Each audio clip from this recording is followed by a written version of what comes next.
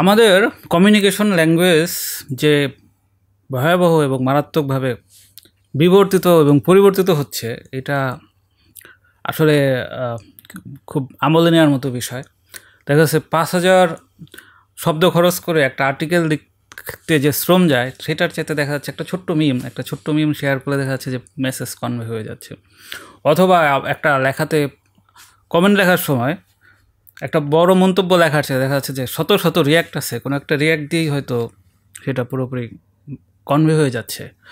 আবার আমি নিজে যেহেতু ফিল্ম প্রিয় মানুষ, কিছুদিন আগে এক ছেলে আমাকে জিজ্ঞেস করতেছিল যে অ্যানিমে ফিল্ম নিয়ে আমার কি জানাশোনা কিছু। আমি আসলে অ্যানিমে বলতে অনেক আগে মেগামাইন্ড দেখছিলাম, এরপর আর দেখি নেই। তো সেই জন্য ফিল করতেছিলাম যে আসলে এই বর্তমান ডিজিটাল যুগে বসবাসের উপযোগী আসলে আমি হারায় ফেলছি, পুরোপুরি মেয়াদ উত্তীর্ণ মানুষ হয়ে যাচ্ছি। এবং সেটা শুধু আমি না, এরকম দেখুন আমার অনেক মানুষই আছে।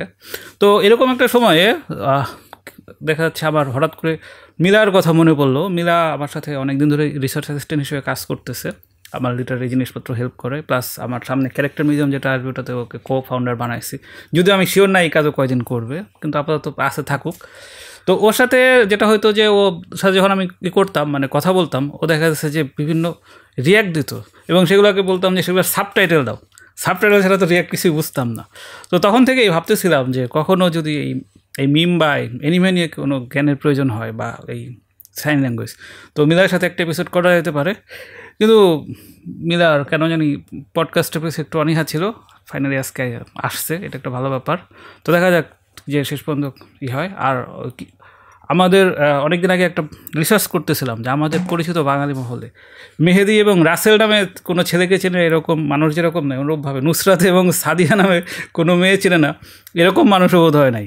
তো মিলার আনফর্চুনেটলি সেই ক্যাটাগরিতে পড়ে গেছে। ওর নাম হচ্ছে সাদিয়া আফরিন মিলা। তো যাই হোক, সাদিয়া আফরিন মিলার সাথে আমার যে আনডিউ যে এপিসোডটা, মানে ডিউ যে এপিসোডটা ছিল, সেটা এখন আনলোড করা যাইতে পারে। তো মিলা, প্রথমে তুমি তোমার কাছে যেটা জানতে চাবো যে তুমি এই যে এই মিম কালচার সম্পর্কে তুমি আসলে জানো এটা বলার চেয়ে বরং এইভাবে বলি যে তোমাদের বয়সী ছেলেমেয়েরা মিমে এত ইন্টারেস্টেড কেন? মিমে ইন্টারেস্টেড কেন বলতে, জেনারেশন ওয়াইজ যদি চিন্তা করি তাহলে আমাদের আসলে অ্যাটেনশন স্প্যানটা আর আগের মতো নাই। তো অনেক লং স্টোরি, ফানি স্টোরি এত লং টাইম ধরে পড়বো এর সময়টা নেই। হয়তো বা ছোটো একটা ইমেজ বা যত শর্ট অ্যান্ডভাবে হচ্ছে মনোভাবটা প্রকাশ করা যায় আর কি। আর মিম হচ্ছে স্যাটারিক্যাল অনেকে মনে করে। তো এটা বিভিন্ন রকম ইনফরমেশনই কনভে করতে পারে, বাট শেষ পর্যন্ত দেখা যায় যে মানুষ বেশ লঘুভাবেই এই ব্যাপারগুলো নিতে পারে। মানে কোনো একটা স্যাড ব্যাপার যে পড়াশোনা কামব্যাক কেন হচ্ছে না, ডেফিনেটলি স্যাড ব্যাপার, বাট এটাও একটা ফান ওয়েতে কনভে করা যেতে পারে। তারপরে ইভেন প্রতিবাদের ভাষা হিসেবেও মিম ইউজ হচ্ছে। যেমন জুলাই রেভলিউশনে যদি বলি স্যার, ওই সময়টা তো আমাদের সবার জন্যই অনেক অসহ্যকর ছিল এবং কিছু যে পোস্ট করব বা কিছু যে লিখবো নিজেদের জায়গা থেকে, এটা নিয়েও ভয় পেতে হয়েছে। বাট ওই সময় দেখবেন যে একটা মিম রেভলিউশন আমি বলবো, মানে বিভিন্নভাবে মানুষ মিম দিয়ে হচ্ছে নিজের মনোভাব প্রকাশ করতো। তো আমাদের জেনারেশনে আমি বলবো ক্রিয়েটিভিটির ফর্মটা হচ্ছে চেঞ্জ হয়েছে, শর্ট হ্যান্ড হয়ে হচ্ছে মিমের মাধ্যমে প্রকাশ হচ্ছে এবং এটা খুব সহজে সবার কাছে গ্রহণযোগ্যতা পাচ্ছে। আচ্ছা, মিমের যদি বলো অ্যাটেনশনের জায়গা থেকে বলো বা গ্রহণযোগ্যতার জায়গা থেকে বলো, তাহলে আমরা যখন একটা টেক্সট লিখি বা একটা ভিডিও দেখি, সেইখানে তো আসলে মেসেজটা কনভে হয় এবং কনভে হওয়ার পরে সেটাকে আমরা আমাদের মতো করে ইন্টারপ্রিটেশন করে নিতে পারি। সেই ইন্টারপ্রিটেশনটা নিয়ে আমাদের তখন ডিবেট বা ডিসকাশন হওয়ার জায়গা থাকে। কিন্তু যখন একটা মিম, একটা ছবিতে একটা টেক্সট করে ফেলে, তো সেইখানে তোমাদের তাহলে ইন্টারপ্রিটেশনটা আসলে তোমরা কীভাবে করো? মানে ওইখানে ইন্টারপ্রিটেশনের ওই চার্ম বা বিউটিটা কি কাজ করে, নাকি ওই জাস্ট দেখলাম, দেখে একটু সাময়িক একটা স্টিমুলেশন হলো ওইটাই এনাফ? এই ব্যাপারে তোমাদের দৃষ্টিভঙ্গি কি? না, আমার কাছে মনে হয় মিম খুব ক্রিয়েটিভ ফর্ম অ্যান্ড একটা সবসময় ওপেন ডিসকাশনের জায়গা থাকে। মানে একটা মিম, একটা জিনিস একজনের কাছে অনেক রিলেটেবল, আবার একজন হয়তো বা ফানি ওয়েতে নিচ্ছে আর একজন ওভাবে নিচ্ছে না। তো ইভেন আপনি যদি রিয়াকশনের জায়গায় দেখেন মিম পোস্টগুলোর, দেখবেন যে হাহা রিয়াক্ট অনেক মানে ফানিভাবে নিচ্ছে মানুষ, আবার অনেকে দেখবেন স্যাড, মানে তার লাইফে অন্যভাবে হয়তোবা দুঃখজনক কোনোভাবে ওটা রিলেটেবল হয়ে গেছে। তো ডিবেটের জায়গাটা, ওপেন ডিসকাশনের জায়গাটা বা ইন্টারপ্রিটেশনের জায়গাটা অলওয়েজ থাকে, এবং সবার তো হিউমার সেন্স সমান না। দেখা যায় এগুলো অনেক সময় অনেক ডিবেটারও তৈরি করে, মিসোজিনিস্টিক পার্সপেক্টিভ থেকে অনেকে দেখে, অনেকে জাস্ট ফান, এত সিরিয়াসলি নেওয়ার দরকার নেই। তো আমি বলবো যে লং টেক্সট হোক বা মিমস, একটা ডিবেটের জায়গা থাকেই, ইন্টারপ্রিটেশনের জায়গাটা সবসময় ওপেন থাকে, এখানেও ক্রিয়েটিভ হওয়ার সুযোগ আছে। তুমি বারবার ক্রিয়েটিভিটি প্রসঙ্গ কেন আসতেছো? মানে আমার কোনো আলাপে কি কখনো মানে অলরেডি মনে হয়েছে যে আমি মিমকে ক্রিয়েটিভিটির কোনো ফর্ম হিসেবেই দেখতেছি না, এটার প্রতি আমার এক ধরনের তুচ্ছতা ছেলে করার প্রবণতা আছে? তুমি অবশ্যই আমাকে প্রায় মিসইন্টারপ্রেট করো বিভিন্ন সময়, এবার সেটা তো আলাদা ব্যাপার। কিন্তু এই যে এইখানে তোমাকে আমি যে দুইটা প্রশ্ন জিজ্ঞেস করছি, এখানে সামহাও কোনোভাবে কি তোমার মনে হচ্ছে যে আমি মিমকে মানে লেস ক্রিয়েটিভ কোনো ফর্ম বা আনপ্রোডাক্টিভ কোনো অ্যাক্টিভিটি হিসেবে দেখতেছি? না, আপনার এইজের বা মিলেনিয়ালসের ভিতরে একটু দেখা যায় যে মিম বিদ্বেষ দেখা যায়, যে বাচ্চারা এগুলো কী দেয়, বা অনেক সময় অনেক কিছু দেখা যায় যে আমরা যে জিনিসটা যত ফানিভাবে নিচ্ছি, সব কিছু কি মজা করার বিষয়ে এরকম অপছন্দ করে। তো সেই জায়গা থেকে বলা, আপনার দৃষ্টিভঙ্গির জন্য বলিনি। না মানে আমি তো স্যাটায়ার এবং হিউমার প্রচণ্ড পছন্দ করি, উইটের প্রতি আমার একটা বিশেষ দুর্বলতা আছে। সো এটা তোমরা বিভিন্ন সময় দেখছো যে উইটের প্রতি আমার একটা ভয়ঙ্কর লেভেলের দুর্বলতা আছে। কিন্তু আমি যেটা বলতেছিলাম যে যেহেতু মিমের এই ফর্মটার সাথে আমি খুব একটা কমফোর্টেবল না, এই জন্য হয়তো এটা আমাকে কম ইন্টারেস্টেড করে। কিন্তু যাদের ইন্টারেস্ট করে, আমি তো তাদের পার্সপেক্টিভ বা তাদের মানে তাদের ইমোশনটা বোঝার জন্যই তো তোমার ডাইকা আছে। আদারওয়াইজ তো আমি এখানে কোনো একজন মিম এক্সপার্টকে ডাইকা আনলেই হইতো যে ভাই আপনি যে মিম বানাচ্ছেন এটার ইম্প্যাক্ট কী, কোন চিন্তা থেকে এটা বানাইছেন, তাই না? সেটা তো পারতামই। তো বিষয়টা হচ্ছে যে ওইখান থেকেই যে যারা আসলে এইটা কনজিউম করে তাদের পার্সপেক্টিভটা আমার বোঝার জায়গা থেকেই বলছে। সো ডেফিনেটলি এটা একটা খুবই বড় ক্রিয়েটিভ জায়গা। তো সেটাই বলতেছিলাম যে তোমার কেন মনে হচ্ছে যে মিমকে আমি লেস ক্রিয়েটিভ বললাম? সেটা তো মনে হওয়ার কোনো কারণ নাই বেসিক্যালি। লেস ক্রিয়েটিভ আপনার মনে হচ্ছে এই হিসেবে আমি বলিনি, বাট ক্রিয়েটিভ ফর্ম বা ক্রিয়েটিভ রাইটিং বা উইটফুল জিনিসের প্রতি আপনার আগ্রহ আছে, এটা যেরকম সত্য, আবার এই ধরনের জিনিস শেয়ার করলে আপনি বুঝতে পারেন না, এটা হচ্ছে আরেকটা ব্যাপার। মানে অন্য ল্যাঙ্গুয়েজে কথা বলতেছে এরকম হয়তো মনে করেন। অ্যান্ড যে জিনিসটা খুবই হতাশাজনক সেটা হচ্ছে বিভিন্ন মানুষের কাছে এটার মানে কি জিজ্ঞেস করেন। তো এই জায়গা থেকে হয়তো হ্যাঁ, মানে আমি যেমন চাইনিজ বুঝি না, কিন্তু আমি তো চায়নায় গিয়ে থাকবো, তো আমি বুঝি না, কিন্তু আমার বোঝার ব্যাপারে ইন্টারেস্ট কাজ করে। তো আমাকে কেউ একটা মিম দিলে আমি যদি বুঝতে না পারি, সেটা আমি কয়েকজনকে জানবো না। সো আলটিমেটলি তো এইটাই, মানে তোমার মানে তাহলে তোমার এই কথা থেকে যেটা মনে হচ্ছে, তাহলে এখনকার সময় কি তাহলে জ্যাক অফ অল ট্রেড হওয়াটাকে তোমরা একটা বড় রকম স্কিল হিসেবে দেখতেছো? জ্যাক অফ অল ট্রেড বড় রকম স্কিল হিসেবে দেখতেছি কিনা এটা চাইতে আমার কাছে সামটাইমস মনে হয় এটা হয়তো নিডও হয়ে যায়। মানে অনেক সময় বিভিন্ন বিষয়ের প্রতি আমাদের জ্ঞান রাখা লাগে, এবং মিমসের কথা যদি বলি যে টাফ যেই টপিকগুলো, বা সবার তো সব টপিকে ইন্টারেস্ট থাকে না, অনেকেরই গ্লোবাল পলিটিক্সে ইচ্ছা থাকে না, বা ট্রেড ফাইন্যান্স এই ব্যাপারগুলো কম বুঝে, এই ব্যাপারগুলো কিন্তু অনেক ইন্টারেস্টিংলি হচ্ছে রিপ্রেজেন্ট করা হচ্ছে মিম দিয়ে। তো জ্যাক অফ অল ট্রেডসটাকে আমরা এখন বড় করে দেখছি কিনা এটার চাইতে বড় কথা হয়তো বা এটা এখন নিড হয়ে গেছে। এখন জাস্ট একটাই স্কিলে হচ্ছে সীমাবদ্ধ থাকাটা এটা নিজের জন্যই রিস্কি, মানে রিপ্লেসেবল এর ব্যাপারটা চলে আসে। ওকে, মিমের সাথে যে ব্যাপারগুলো থাকে, যে ছবিটা থাকে, ওটা তো কনটেক্সট সম্পর্কে আইডিয়া না থাকলে সে জীবনেও ধরতে পারবে না। সো তাহলে এই কনটেক্সট কীভাবে তোমরা বুঝতে পারো? মানে ওটা কি তখন আবার ছবি দিয়ে গুগল সার্চ করো যে এইটা দিয়ে এইটার সাথে এটা কীভাবে হলো? না, মানে মিমের সাথে ছবির কনটেক্সট সবসময় জানা লাগবে এরকম না, অভিব্যক্তিগুলো দেখলেও বা নিগ্রো অর্থ কী মিন করতে পারে ডিফারেন্ট ওয়েতে, think out of the box, এরকম করে চিন্তা করেও হচ্ছে বের করা যায়।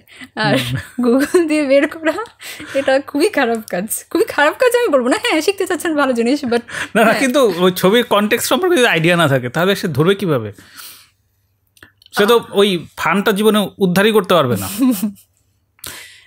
যেমন ধরা যাক যে লিটন দাসের নাম জানে না, লিটন দাসের সম্পর্কে কিছুই জানে না, তো সে এখন ধরা যাক যে একটা ডাক নিয়ে কোনো ডাক বা হাঁস নিয়ে কোনো একটা মিম বানাইছে, সেখানে লিটন দাসের ছবি বসাই দিচ্ছে। সে কি জীবনে কোনোদিন ধরতে পারবে যে এটার সাথে লিটন দাসের কি সম্পর্ক আছে? আচ্ছা, মিম তো সবসময় একই রকম ভাবে হয় না। আচ্ছা, আপনি কোনটা দেখেছেন বা বিভিন্ন মানুষের কাছে স্বর্ণাপন্ন কী নিয়ে হয়েছেন এটা তো আমি জানি না, বাট যেটা বললাম যে সবসময় ইমেজ যে থাকবে এরকমই না, ছোট ভিডিওসও হতে পারে, রিলসও হতে পারে। তো ক্যারেক্টারগুলো কী পোর্ট্রে করার চেষ্টা করছে বা কতটুকু দেয়া আছে এটার চাইতে বেশি হচ্ছে কতটুকু বোঝার ব্যাপার আছে, কে কীভাবে পারসিভ করছে, এইভাবে হচ্ছে মিমস বুঝতে হয়। আমার কাছে খুবই খারাপ লাগতেছে, মিম কীভাবে বুঝতে হয় এটা শেখাচ্ছি আমি আপনাকে। হ্যাঁ, মানে যেহেতু আমি এ ব্যাপারে অশিক্ষিত, ফলে এটা তো অবশ্যই জানাটা জরুরি, তাই না? এমন না আমি একটা কোচি বা আমার একটা নিজের মানে কোচিংও দাঁড়া করে ফেলতে পারি যে এখানে সহজ ভাষায় মিম শেখানো হয়। ওকে, না, আমার ধারণা তোমার বয়সী মানুষজন বা আমার বয়সী বা আমার চেয়ে বড় বয়সী মানুষও মিম কনজিউম করে। আমি তো মানে 2008 থেকে ফেসবুক ব্যবহার করি, আমি আজ পর্যন্ত কোনোদিন কারো লেখায় লাইক দিই, কোনো কিছু প্রয়োজন পড়লে আমি কমেন্ট করি। এবং 2013-14 পর্যন্ত যেটা হয়তো আমি পোস্টে নিচে লিখে দিতাম, কমনবিহীন লাইক অত্যন্ত পছন্দ করি, হয় কমেন্ট করুন অথবা চুপ থাকুন, লাইক দেবেন না। তো এগুলো নিয়ে আমার, এটা নিয়ে সোহাগ ভাইয়ের সাথেও আমার অনেক ফাইট হয়েছে। সোহাগ ভাই সবসময় বলতো যে এসব কেন করো, লাইক দিলে তোমার সমস্যা কী? সো সেটা আলাদা ডিবেট। কিন্তু আমি সবসময় মানুষের পার্সপেক্টিভ বোঝার চেষ্টা করি যে সে কোন পার্সপেক্টিভ থেকে যেটা করে। যেমন ফেসবুকে 2008-9 তোমরা যখন অনেক ছোট, তখন তো এই এত রিয়্যাক্ট ছিল না, এখন প্রচুর পরিমাণ রিয়্যাক্ট হয়েছে। সো এখন আমাকে কিছু রিয়্যাক্টের নাম বলো তো, মানে ফেসবুকে এই লোকজন কোন রিয়্যাক্টগুলো সাধারণত বেশি দেয় বলতে মিমসের প্রচার প্রসারের কারণে হাহারি একটা খুব জনপ্রিয়, এবং এটা খুব রিস্কি, মানে কনটেক্সট না বুঝে হা দেওয়ার কারণে অনেক কিছু হয়ে যায়, মারামারি কাটাকাটি এরকম অনেক কিছু হয়ে যায়, অ্যাংরি রিয়্যাক্ট। এবং এটাও বেশ রিস্কি আমি বলবো, কারণ অনেক বেশি অ্যাঙ্গার রিয়্যাক্ট কোনো পোস্টে পেলে এটা হচ্ছে মানে অ্যানালিটিক্সেও ওরকমভাবে চলে যায় যে এখানে হয়তো বা মিসইনফরমেশন ছড়ানো হচ্ছে বা বিদ্বেষ ছড়ানো টাইপ কিছু হচ্ছে, লাইক গুড ওল্ড ক্লাসিক। তারপরে হচ্ছে স্যাড রিয়্যাক্ট আছে, তারপরে কেয়ার রিয়্যাক্ট আছে, লাভ রিয়্যাক্ট আছে, কেয়ার ওয়াও রিয়্যাক্ট আছে একটা। আর কেয়ার আর লাভের ভিতরে পার্থক্য হচ্ছে, লাভ হচ্ছে হ্যাঁ আমি তোমার আইডিয়াটা হয়তো বা পছন্দ করেছি, আর কেয়ার হচ্ছে আমি এটাকে ভালোবাসি, এই আইডিয়াটাকে আমি ভালোবাসি, মানে অনেক বেশি পছন্দ করেছি। ওকে, আমি যেহেতু একটু আনপপুলার জিনিসপত্র ফেসবুকে বেশি দেখি, ফলে দেখা যাচ্ছে যে আমার অনেক লেখায় যে এই হাহা রিয়াক্ট যেটা বললাম সেটা প্রায় অনেক পরে, এবং এগুলো নিয়ে শ্যামলী আমাকে প্রায় হচ্ছে পোক করে যে ভাই আপনার লেখায় তো প্রচুর হাহা হাহা। কিন্তু আমি বুঝতে পারলাম না যে হাহা রিয়াক্ট দিলে তো মানে রাগার কি আছে, মানুষ কেন হাহা রিয়াক্ট দিলে রেগে যায়? I don't know, same sir, মানে মানুষ খুশি হচ্ছে আপনার পোস্ট দেখে, এটা তো নেগেটিভলি নেওয়ার কিছু নেই। হ্যাঁ, মানে হাহা রিয়াক্ট দেখি যে বহু মানুষ রেগে যায়, এবং সেটা আবার আমাকে অনেকে স্ক্রিনশট পাঠায়, দেখেন আপনার লেখায় হাহা দিচ্ছে এরকম আছে। মানে আমার যারা একটু বেশি শুভাকাঙ্ক্ষী, আমার প্রতি ওভার প্রোটেক্টিভ, তারা এই কাজ করে।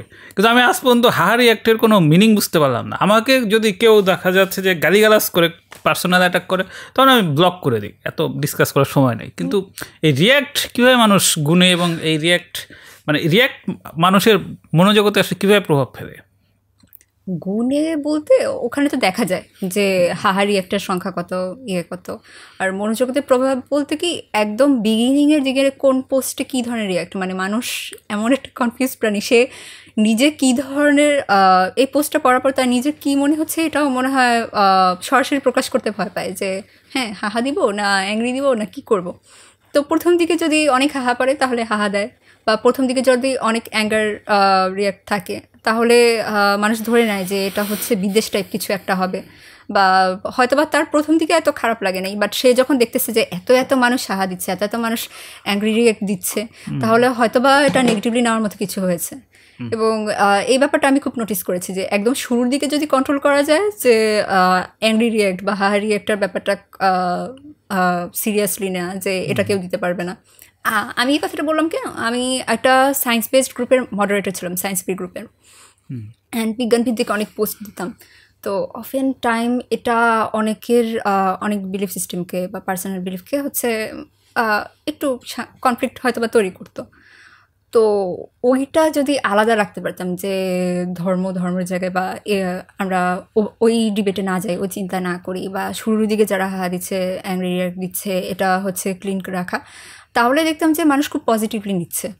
বাট শুরুর দিকে যদি এরকম রিয়াক্টগুলো অনেক বেশি আসে, তাহলে হচ্ছে মানুষ আরও বেশি সাহস পেয়ে যায় যে হ্যাঁ আমার কাছেও তো এই ব্যাপারটা অযৌক্তিক মনে হয়েছে, বাকিদের কাছেও অযৌক্তিক মনে হয়েছে। তারপরে হ্যাঁ গালি বর্ষণ শুরু হতো যে আচ্ছা এই যে এত এত রিয়াক্ট, এই রিয়াক্ট খুঁজতেও তো সময় লাগে, তার চেয়ে 1-2 লাইন কমেন্ট লিখতে কি সমস্যা? তোমরা কমেন্ট কেন লিখো না? কাপল অফ সেকেন্ডস লাগে। কমেন্ট লিখতে বেশি কষ্ট, এই জন্য মানুষ কমেন্ট করে না স্যার। তাহলে রিয়াক্ট দিয়েই বা লাভটা কি? মানে আমি কি কে আমার লেখায় রিয়াক্ট দিছে এটা দেখবো? লাইক আমার লেখায় ধরা যাক গাঙ্গুয়া কোনো কমেন্ট না করে একটা রিয়াক্ট দিয়ে চলে গেছে, তো আমি কি এখন দেখবো যে কে কে আমার লেখায় রিয়াক্ট দিছে, কে লাভ রিয়াক্ট দিছে, কে দিছে? বরং কোনো একটা কমেন্ট করলে সেটা বেটার হতো না?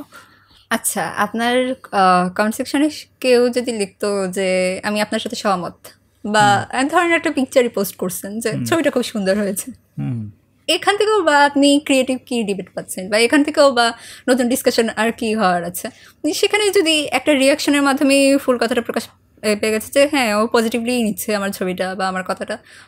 আচ্ছা তাহলে এই বিষয়টি কি এরকম, মানে তোমরা যারা কোনো কন্টেন্ট প্রডিউস করো না, কন্টেন্টের কনজিউমার, তোমরা জাস্ট ওটা কনজিউম করছো, এইটার একটা চিহ্ন হিসেবে কোনো একটা রিয়াক্ট বা এই ধরনের কিছু একটা দিয়ে রাখো, এরকম? এইটা হ্যাঁ, এটা একটা ফ্যাক্টর, নট এভরিথিং, বাট এটা একটা ফ্যাক্টর। আমি নিজেই এখন মানে কমেন্ট টোটালি করি না। এবং দ্বিতীয় আরেকটা ব্যাপার হচ্ছে কি, রিয়াক্ট করলে এটা হচ্ছে ফলোয়ার্সদের কাছে, ফ্রেন্ডদের কাছে সবসময় চলে যায় না, বাট কমেন্ট করলে এই ব্যাপারটা চলে যায়। তো হ্যাঁ, আমি চাচ্ছি না যে আমার আত্মীয় স্বজন সবাই জানুক, দেখুক যে হ্যাঁ এই মেয়ের কাজ নেই, সারাক্ষণ ফেসবুকে পড়ে রয়েছে, এরকম উল্টাপাল্টা মন্তব্য করে, উল্টাপাল্টা মন্তব্য না, বা ও সবসময় ফেসবুকে থাকে, এই জিনিসটা আমি চাচ্ছি না। আমি জাস্ট রিয়াক্ট করে চলে গেলাম, এভাবে হয়। বাট কোনো কিছু মানে টোটালি না করলে আমার পোস্ট কাস্টমার মানে ক্লায়েন্ট এঙ্গেজমেন্টের জায়গাটা আসলে বোঝা যায় না।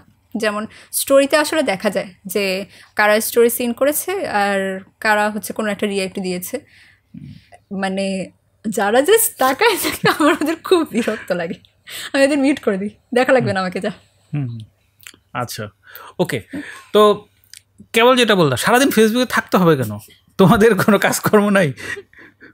সারাদিন ফেসবুকে থাকবা রিয়াক্ট দেওয়ার কারণে যাতে আর কেউ জানতে না পারে, কিন্তু আলটিমেটলি এইটা কেন? মানে তোমাদের তো কোনো না কোনো কাজ থাকার কথা, কেন তোমরা সারাক্ষণ ফেসবুকে থাকবা?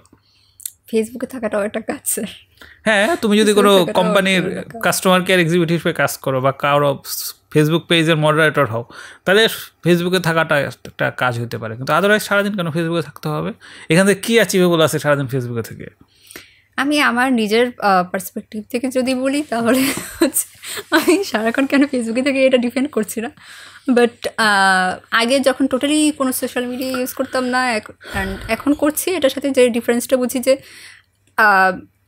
যে ওয়ার্ডটা আমরা ইউজ করি ভাইরাল, মানে গ্লোবালি যে জিনিসটা অনেক দ্রুত স্প্রেড হয়ে পড়েছে, বা কারেন্ট ট্রেন্ড যেগুলো, এগুলো ফেসবুকে আসার আগে আমি টোটালি জানতাম না। মানে আমি দেখতাম যে আমি একাই হচ্ছে এলিয়েনেটেড হয়ে গিয়েছি, আমার ফ্রেন্ডরা এই টপিকটা নিয়ে আলোচনা করছে, তো মানে ব্যাপার কি, তো to be included I guess.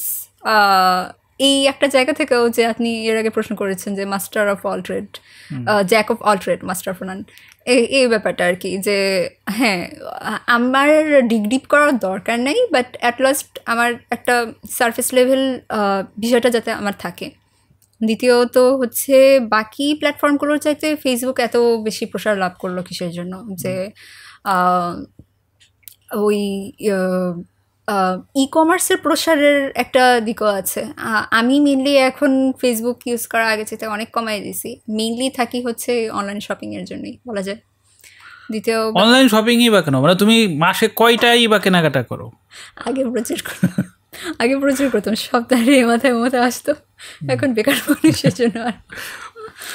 আচ্ছা, মানে তুমি আবার এগুলোকে তোমার পার্সোনালি নিয়ে নাও, আমি জাস্ট তুমি বলতে মানে আমার জেনারেশন, হ্যাঁ তোমার জেনারেশন বা যে কোনো একজন র্যান্ডম অনলাইন অ্যাক্টিভিটি ইউজারের জায়গা থেকে বলতেছে, তুমি আবার এটাকে মনে করো যে তোমার ধরে ধরে এগুলো বলতেছে, বিষয়টা ওরকম এর কিছু না, এটা জাস্ট ক্লারিফাই করলাম। ওকে, এই যে মানে তোমার কথা থেকে যেটা মনে হচ্ছে, তাহলে কি কনজিউম করাই আসলে সার্থকতা? মানে নিজে একজন ভ্যালুয়েবল রিসোর্স হওয়ার জন্য তো তার নিজের ডেভেলপ করতে হয়, অনেক কাজের মধ্যে ইনভলভ থাকতে হয়। সো সেই কাজ যেহেতু তো করতেছো না, নিজেকে এঙ্গেজ করতেছো না, হতে পারে সেটা কোনো স্কিল ডেভেলপমেন্ট, হতে পারে কোনো বিষয়ে স্টাডি করা, ডিপ স্টাডি করা, সেগুলো যেহেতু কোনোটাই করতেছো না, তাহলে এই কনজিউমারিজমের ভবিষ্যৎ কী? মানে তোমার বয়স যখন 25 থেকে 32 হবে, তখন তুমি কি করে খাবা? মানে কোনো একটা চাকরি হয়তো করবা, ইনকাম পাবা, কিন্তু আলটিমেটলি ছোটোবেলায় তুমি যে মানুষটা হওয়ার স্বপ্ন দেখছিলা, সেটা কি হইতে পারবা এইভাবে এত কনজিউম করে? কি মনে হয়? আচ্ছা, আমি কনজামশন হিসেবে চাইতেও বলার যদি বলি, তাহলে হচ্ছে কানেক্টিভিটিটা হচ্ছে আমি টপ প্রায়োরিটি দিই। অ্যান্ড আগে আমি ইন্টার পর্যন্ত হচ্ছে টোটালি ফেসবুকে ছিলাম না, কোনো সোশ্যাল মিডিয়াতেই ছিলাম না। পরে যখন ইউজ করা শুরু করেছি, সবার সাথে যে ওই লেভেলের কানেক্টিভিটি ক্রিয়েট হয়েছে এমন না, বাট তারপর হচ্ছে আমি অপরচুনিটিগুলো পাওয়া শুরু করেছি। এবং এরকম অনেকে আছে যে অপরচুনিটি আছে, বাট গ্র্যাব করার জন্য তার ভিতরে ওই হাঙ্গারনেসটা হয়তো বা নাই। বাট যাদের ভিতরে হচ্ছে নিজের জন্য কিছু করার ইচ্ছা আছে, তারা যে কোনো পরিস্থিতি থেকে নিজের জন্য অপরচুনিটি গ্র্যাব করে নিতে পারে। দ্বিতীয় ব্যাপার হচ্ছে যে কনজামশনটাই মেন কিনা, এটা তো কোনো একটা ট্রান্সফার হচ্ছে না। আচ্ছা স্যার, এভাবেও দেখেন যে জুলাই রেভলিউশন যখন হলো, সবাই কিন্তু অনলাইন যোদ্ধা কথাটা এখন এদিকে চলে আসবে, সবাই কিন্তু অন স্পটে থাকতে পারে নাই। বাট হ্যাঁ, সোশ্যাল মিডিয়া বা এই ব্যাপারগুলো বাইরের দুনিয়ার কাছে ইনফরমেশন চাই, এটা কিন্তু অনেক বড় একটা রোল প্লে করেছে। এবং মানুষের যেই মতামত কালেকশনের যে ব্যাপারগুলো, যে কারেন্টলি ইসরায়েল প্যালেস্টাইনের যে ইস্যু, মাস মানে সমর্থন আদায়ের বিষয়গুলো, বা কারেন্টলি ফ্লোটিলাতে কী হচ্ছে, এই ইনফরমেশনগুলো মুহূর্তের মধ্যে ছড়ায় যাচ্ছে। হ্যাঁ, নিজের জায়গা থেকে কিন্তু সারা ফেসবুকে তো দেখা যাচ্ছে যে যত সব মানে মিস ইনফরমেশন এবং হচ্ছে খারাপ সংবাদই বেশি। তো এই একটার পর একটা ইস্যু, একটার পর ইস্যু, একটার পর একটা ইস্যু, এটার পর কি আসলে মানে তোমাদের ঠিকঠাক মতো রাতে ঘুম হয়?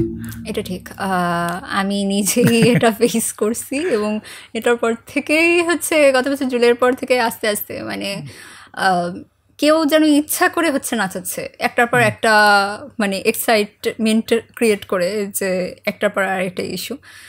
বাট আমি যেটা আপনি এর আগে বলেছেন যে এরকম তো চলতেই থাকবে, তো এরকম হইলে তুমি আগে যেটা হইতে চাইছিলে এটা কখনো হইতে পারবা কিনা? ব্যাপারটা হচ্ছে যে আদৌ কখনো কিছু হইতে চাইছিলা? আমি প্রতিদিনই অনেক কিছু হইতে চাই। আচ্ছা, তার মানে আসলে কখনো কিছু হইতে চাও নাই। ওকে, হ্যাঁ, যেটা বলতেছিলাম। হ্যাঁ, আচ্ছা, তো ব্যাপারটা হচ্ছে যে ফেসবুক অ্যানালিটিক্স বা আমরা অন্য সাইটেও যে মিডিয়াগুলো কনজামশন করি, ওগুলোর অ্যানালিটিক্স যেভাবে কাজ করে, আপনি যে ধরনের কন্টেন্ট কনজিউম করবেন ওগুলোই সাজেশনে আসে। তো একদম শুরুতে হচ্ছে যখন ফেসবুক ইউজ করা শুরু করেছি, সাধারণত জনপ্রিয় থাকে মিমস আমাদের, বা এইজ বা এই ব্যাপারগুলো যে জানতে চাই একদম শুরুতে যখন লগ ইন করার সময়, তখন শুরুতে করোনার সময় বা এই সময় আমি সারাক্ষণ এগুলোই কনজিউম করতাম। তারপরে হচ্ছে যখন মোটামুটি কী করা উচিত না একটা জ্ঞান হয়ে গেছে, আমি ওই ধরনের কন্টেন্টে এঙ্গেজ করতাম। এই যে বললেন যে লাইক কমেন্ট, এই ব্যাপারগুলো ম্যাটার করে, যে কী ধরনের পোস্টে লাইক কমেন্ট করা হচ্ছে, সে ইউজার কোন ধরনের পোস্টে আগ্রহ বোধ করে এবং ইন্টারেস্টেড নট ইন্টারেস্টেড, আপনি ফিউচারে এই ধরনের পোস্ট দেখতে চান কি না, এরকম আসে। তো এভাবে কিন্তু অনেকটা কিউরেট হয়ে যায়।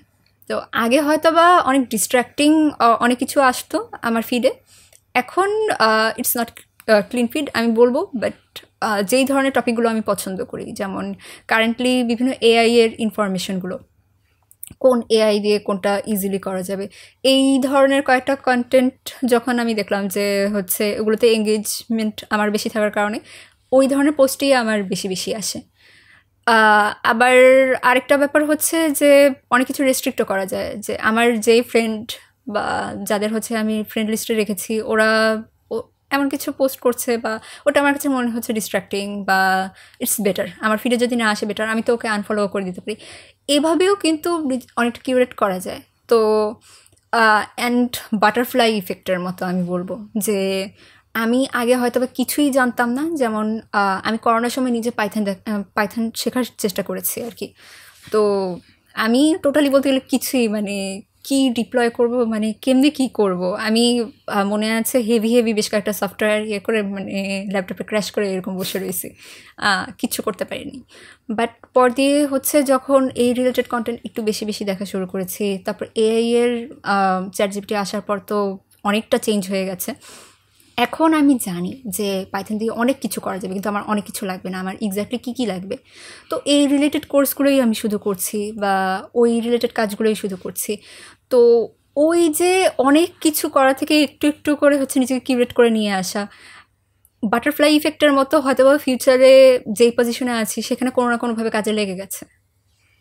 ওকে, ফেসবুকের মানে এখনকার সময় আর একটা খুব জনপ্রিয় জিনিস হচ্ছে রিলস। তো আমি পরীক্ষামূলকভাবে 4-5 দিন ট্রাই করছিলাম যে রিলস দেখা শুরু করব। তো রাত 10টা থেকে ভোর 5টা পর্যন্ত দেখতেই আসি। এবং এটা আমি প্রথম শুনছিলাম আমার ফ্রেন্ড রুবায়াতের কাছে। তো রুবায়াত আমাকে একদিন বলতেছিল, বলো তো গত রাত আমি কী করছি। আমি বলছি, কি আর করবা, কোনো মেয়ের সাথে চ্যাট করছো, এছাড়া তোমার কী করার আছে সারা রাত। বলে যে না, আমি ফেসবুক রিলস দেখা শুরু করছি, আমি 9টার সময় বসছিলাম, কোথা দিয়ে ভোর 7টা হয়ে গেছে আমি টেরও পাই নাই। তো আমার কাছে ওর স্টেটমেন্টটা খুব লাগলো, মানে এক্সাইটিং লাগলো। এর আগে আমি জীবনে কোনোদিন রিলস দেখি নাই। রিলস যে কোথা থেকে আসে তাও জানি না, দেখি মাঝে মাঝে ফেসবুকে ওই যে ওখান থেকে রিলস দেখায়। তো একদিন আমি রিলস দেখলাম, রিলস দেখে সার্চ করা শুরু করলাম এবং দেখা শুরু করলাম। এবং সত্যি দেখলাম যে রিলস কোথা দিয়ে 4-5-6 ঘন্টা চলে যায় টেরই পাই না। তো এরকম আমি প্রায় 5-6 দিন ট্রাই করছি এবং আমি দেখলাম যে শেষ পর্যন্ত এই রিলসগুলোতে যেটা হয় যে ওই একই নাটকের অনেকগুলো ছোটো রিলস দেখার কারণে এরপরে আমি ইউটিউবে গিয়ে 2-1টা নাটক দেখছিও। নর্মালি নাটক আমি খুবই অপছন্দ করি, আমার ফিল্মের লোক, কিন্তু ওই দেখা যাচ্ছে রিলসের চক্করে পড়ে আমি 2-1টা দেখছি। সো আমি যেটা জানতে চাচ্ছি যে এই যে রিলসগুলো যেভাবে বানানো হয়, এইটা আলটিমেটলি যখন মানুষ রিলস কনজিউম করে তো দেখা যাচ্ছে যারা রিলসটা বানাচ্ছে তার জায়গা থেকে এটা প্রফিটেবল। কিন্তু তোমরা যে এই যে একের পর এক রিলস কনজিউম করো, এটা কি এক ধরনের মানে অ্যাডিকশন, না কি কারণে এই রিলসের এই তোমাদের এই মানে রিলস এরকম টানা কনজিউম করতে থাকো তোমরা? আচ্ছা, রিলস এটা সর্বপ্রথম মনে হয় আনছিল ইউটিউব, ফেসবুকে তখন অ্যাভেল হয়নি। বাট ওই যে শর্ট টাইমে কাপল অফ সেকেন্ডসে মানে পুরো ব্যাপারটা দেখা, আপনি যেটা বললেন যে মুভির কাহিনী জানা হয়ে যায় 2-2.5 ঘন্টার জায়গা আমি এখানে কাপল অফ সেকেন্ডস ইনভেস্ট করলে তো মেন কাহিনীটা জানা হয়ে যাচ্ছে। তো এইটাই হচ্ছে মেনলি, আমাদের তো অ্যাটেনশন স্প্যান কমে আসছে, এটা মাথায় রেখেই হয়তো বা রিলসটা আইডিয়া প্রথমে আসে এবং এত জনপ্রিয় হয়। তো একের পর এক কেন কনজিউম করি, সেটা হচ্ছে মাথায় থাকে যে it's just one reel and কয়েক সেকেন্ডই লাগবে, এটা তো এতক্ষণ ধরে আমি দেখতেছি না। বাট আঙুল যে কখন অটো হয়ে যায় এই জিনিসটাই তো মানুষ কন্ট্রোল করতে পারে না। তো এটা আসলে ইউজারের নিজের উপর ডিপেন্ড করে যে সে কেন নিজেকে কন্ট্রোল করতে পারছে না। বাট ফেসবুকে হচ্ছে আমি রিলসের একটা অপশন দেখেছি যে চাইলে রিলস হাইড করে রাখা যায়, টোটালি চাইলে না দেখতে পারি। হ্যাঁ, আমি তো করি, মানে পিপল ইউমেনেও আর হচ্ছে রিলস, এটা দেখা মাত্র আমি হাইড করে দিই। এটা প্রায় পিপল ইউমেনতে সাজেস্ট আসে আর হচ্ছে ওই রিলস আসে, দেখা মাত্র হাইড করে দিই। তুমি অলরেডি এই তোমার সাথে যে আলাপ হয়েছে এর মধ্যে সম্ভবত 2বার বা 3বার বলে ফেলছো যে অ্যাটেনশন স্প্যান কম। তো ঠিক আছে, তোমাদের বা আমাদের সবারই অ্যাটেনশন স্প্যান না হয় কম, কিন্তু এই অ্যাটেনশন স্প্যান কম হয়ে এই বা সময় নাই, বারবার বলতেছি সময় নাই, তাহলে আমাদের সময়টা আসলে আছে কোন কাজে, কি এমন মহৎ কাজে আমাদের যাবতীয় সময় আমরা খরচ করতেছি যে কারণে আমরা একটা ফিল্ম পুরোটা দেখতে পারি না, একটা লেকচার আমাদের পুরোটা শুনতে ইচ্ছা করে না, ইভেন গানও সম্ভবত রিলস শুনতে ভালো লাগে। 5 মিনিটের গানও চুম্বক অংশ, যে অংশটা জনপ্রিয় দুষ্টু কোকের, শুধু ওই অংশটুকু দিল। সো তার মানে তো আসলে আমরা খুব মহৎ কোনো কাজের জন্য আমাদের যাবতীয় সময় জমায় রাখতেছি, যেটাতে আমরা সময় খরচ করব। তো কি এমন কাজে আসলে আমরা সময় খরচ করি? আমার কাছে মনে হয় স্যার আমাদের সবার ভিতরে একটু ফোমো কাজ করে, ফিয়ার অফ মিসিং আউট। মানে I have to know it all, বাকিরা দেখতেছে আমাকেও দেখতে হবে, আমরা এলিয়েনেটেড ফিল হতে চাই না, বা একদিনে হয়তো বা অনেক কিছু করার প্ল্যান করি শুরু থেকে। তো লাইফটাই এরকম হয়ে গেছে যে এখন দিনে 10 ঘন্টা ঘুমালেও মনে হচ্ছে ঘুম কমপ্লিট হচ্ছে না, 2 ঘন্টা ঘুমালেও মনে হচ্ছে ঘুম কমপ্লিট হচ্ছে না, এরকম আর কি। তো আপনি যখন রাস্তাঘাটে আছেন আপনাকে জ্যাম ফেস করা লাগতেছে। এআই আসার পর থেকে এক্সপেকটেশন বেড়ে গেছে যে এত এত কাজ জমা দেওয়া লাগবে। তো লাইফে স্ট্রেস যেরকম বাড়ছে সেই হিসেবে মানুষের ওইরকম চাহিদাও থাকবে যে আমি এতক্ষণ ধরে যখন কাজ করলাম তো বার্ন আউট হওয়াটা ইজি। তো সেই হিসেবে হয়তো বা মানুষ বিনোদনের মাধ্যম হিসেবে এগুলো চুজ করতেছে। অ্যান্ড সময় নাই বলতে আসলে এটা নিজেকেই দায় দেওয়া যে সময় আসলে কই যাচ্ছে বা কোথায় ইনভেস্ট করতেছি। বাট লাইফ যেহেতু দিন দিন কমপ্লিটেড হয়ে যাচ্ছে, তো ওইখানেও হচ্ছে সিস্টেম লস বলা যায়। লাইফ কমপ্লিকেটেড কীভাবে হচ্ছে? মানে আগেও মানুষ চাকরি বাকরি করতো, এখনও করবে, সামনেও করবে, তো চাকরি বাকরি কেন কমপ্লিকেটেড হয়ে যাচ্ছে? চাকরি বাকরির মানুষ অফিসে যাবে, তার যা ডেজিগনেটেড জব সেটা করবে, যে বিজনেস পারসন সে নতুন প্রজেক্ট হাতে নেবে, রিসোর্স হায়ার করবে। সো পুরো জিনিসটার মধ্যে আসলে কমপ্লিকেসির জায়গাটা কোথায়? কমপ্লিকেসির জায়গা আমি বলবো যে মানে সব জায়গায় তো এখন কম্পিটিশন বেড়ে গেছে। তো সব সেক্টরেই এখন নিজেদের ভিতরে একটা ফিয়ার কাজ করে যে এআই আসার পরে আমি রিপ্লেস হব কিনা। তো যে জিনিসটা বললেন যে জ্যাক অফ অল ট্রেডস, যে সব কিছু জানা লাগবে। একজন গ্রাফিক ডিজাইনার যে সামান্য, তাকেও হয়তো বা প্রেশারাইজ করা হচ্ছে যে ইউআই ইউএক্স এর কাজটাও তুমি শিখে ফেলো। তো এই ব্যাপারগুলো যে জিনিসটা কাপল অফ সেকেন্ডস এআই করে দিবে, আমাকে ওর থেকে এক স্টেপ আগে থাকতে হবে সব সময়। তো এই ব্যাপারগুলো তো মানুষের ভিতর কাজ করে। এবং দ্বিতীয়, হিউম্যান রেসের ইতিহাসে কখনো কি হিউম্যান রেস খুব স্টেবল ছিল যে আমার কোনো ক্রাইসিস নাই? কখনো প্লেগ নিয়ে লড়াই করতে হয়েছে, কখনো ভূমিকম্প নিয়ে লড়াই করতে হয়েছে। তো হিউম্যান রেসের ব্যাপারটা এই মানে মোস্ট বিউটিফুল ব্যাপারটাই তো এইটা, যে সবসময় সে কোনো না কোনো একটা চ্যালেঞ্জ ফেস করে, তার এক্সিস্টেন্সিয়াল ক্রাইসিস তৈরি হয় এবং সেইটা সে অন্য কোনো একটা মেকানিজমে ঠিকই সার্ভাইভ করে। সো হিউম্যান রেস তো ডেফিনেটলি এআইকে আউটস্মার্ট করবে, এই ব্যাপারে কোনো ডাউট নেই। সো তাহলে এই ফেয়ারের কারণ কি? মানে সামগ্রিকভাবে হিউম্যান রেসের মধ্যে যে কনফিডেন্সহীনতা, এই কনফিডেন্সহীনতার আসলে কারণ কি বলে তুমি মনে করো? এটা আসলে আমি বলবো এনভায়রনমেন্টের উপর নির্ভর করে। লাইক সে কোন এনভায়রনমেন্টে আছে এবং আই এম নট এনাফ, এটা কি তার ভিতর থেকেই ফিলিংসটা আসছে, নাকি আশেপাশের মানুষ হচ্ছে এটা ইম্পোজ করে দিচ্ছে, সে এরকম চিন্তা করতে বাধ্য হচ্ছে। আর দ্বিতীয় ব্যাপার যেটা বললেন যে মানব জাতি সবসময় হচ্ছে চ্যালেঞ্জের মুখে ছিল। এক সময়ের বা এক প্রজন্মের কষ্ট আরেক প্রজন্মের কাছে কষ্ট মনে হবে না।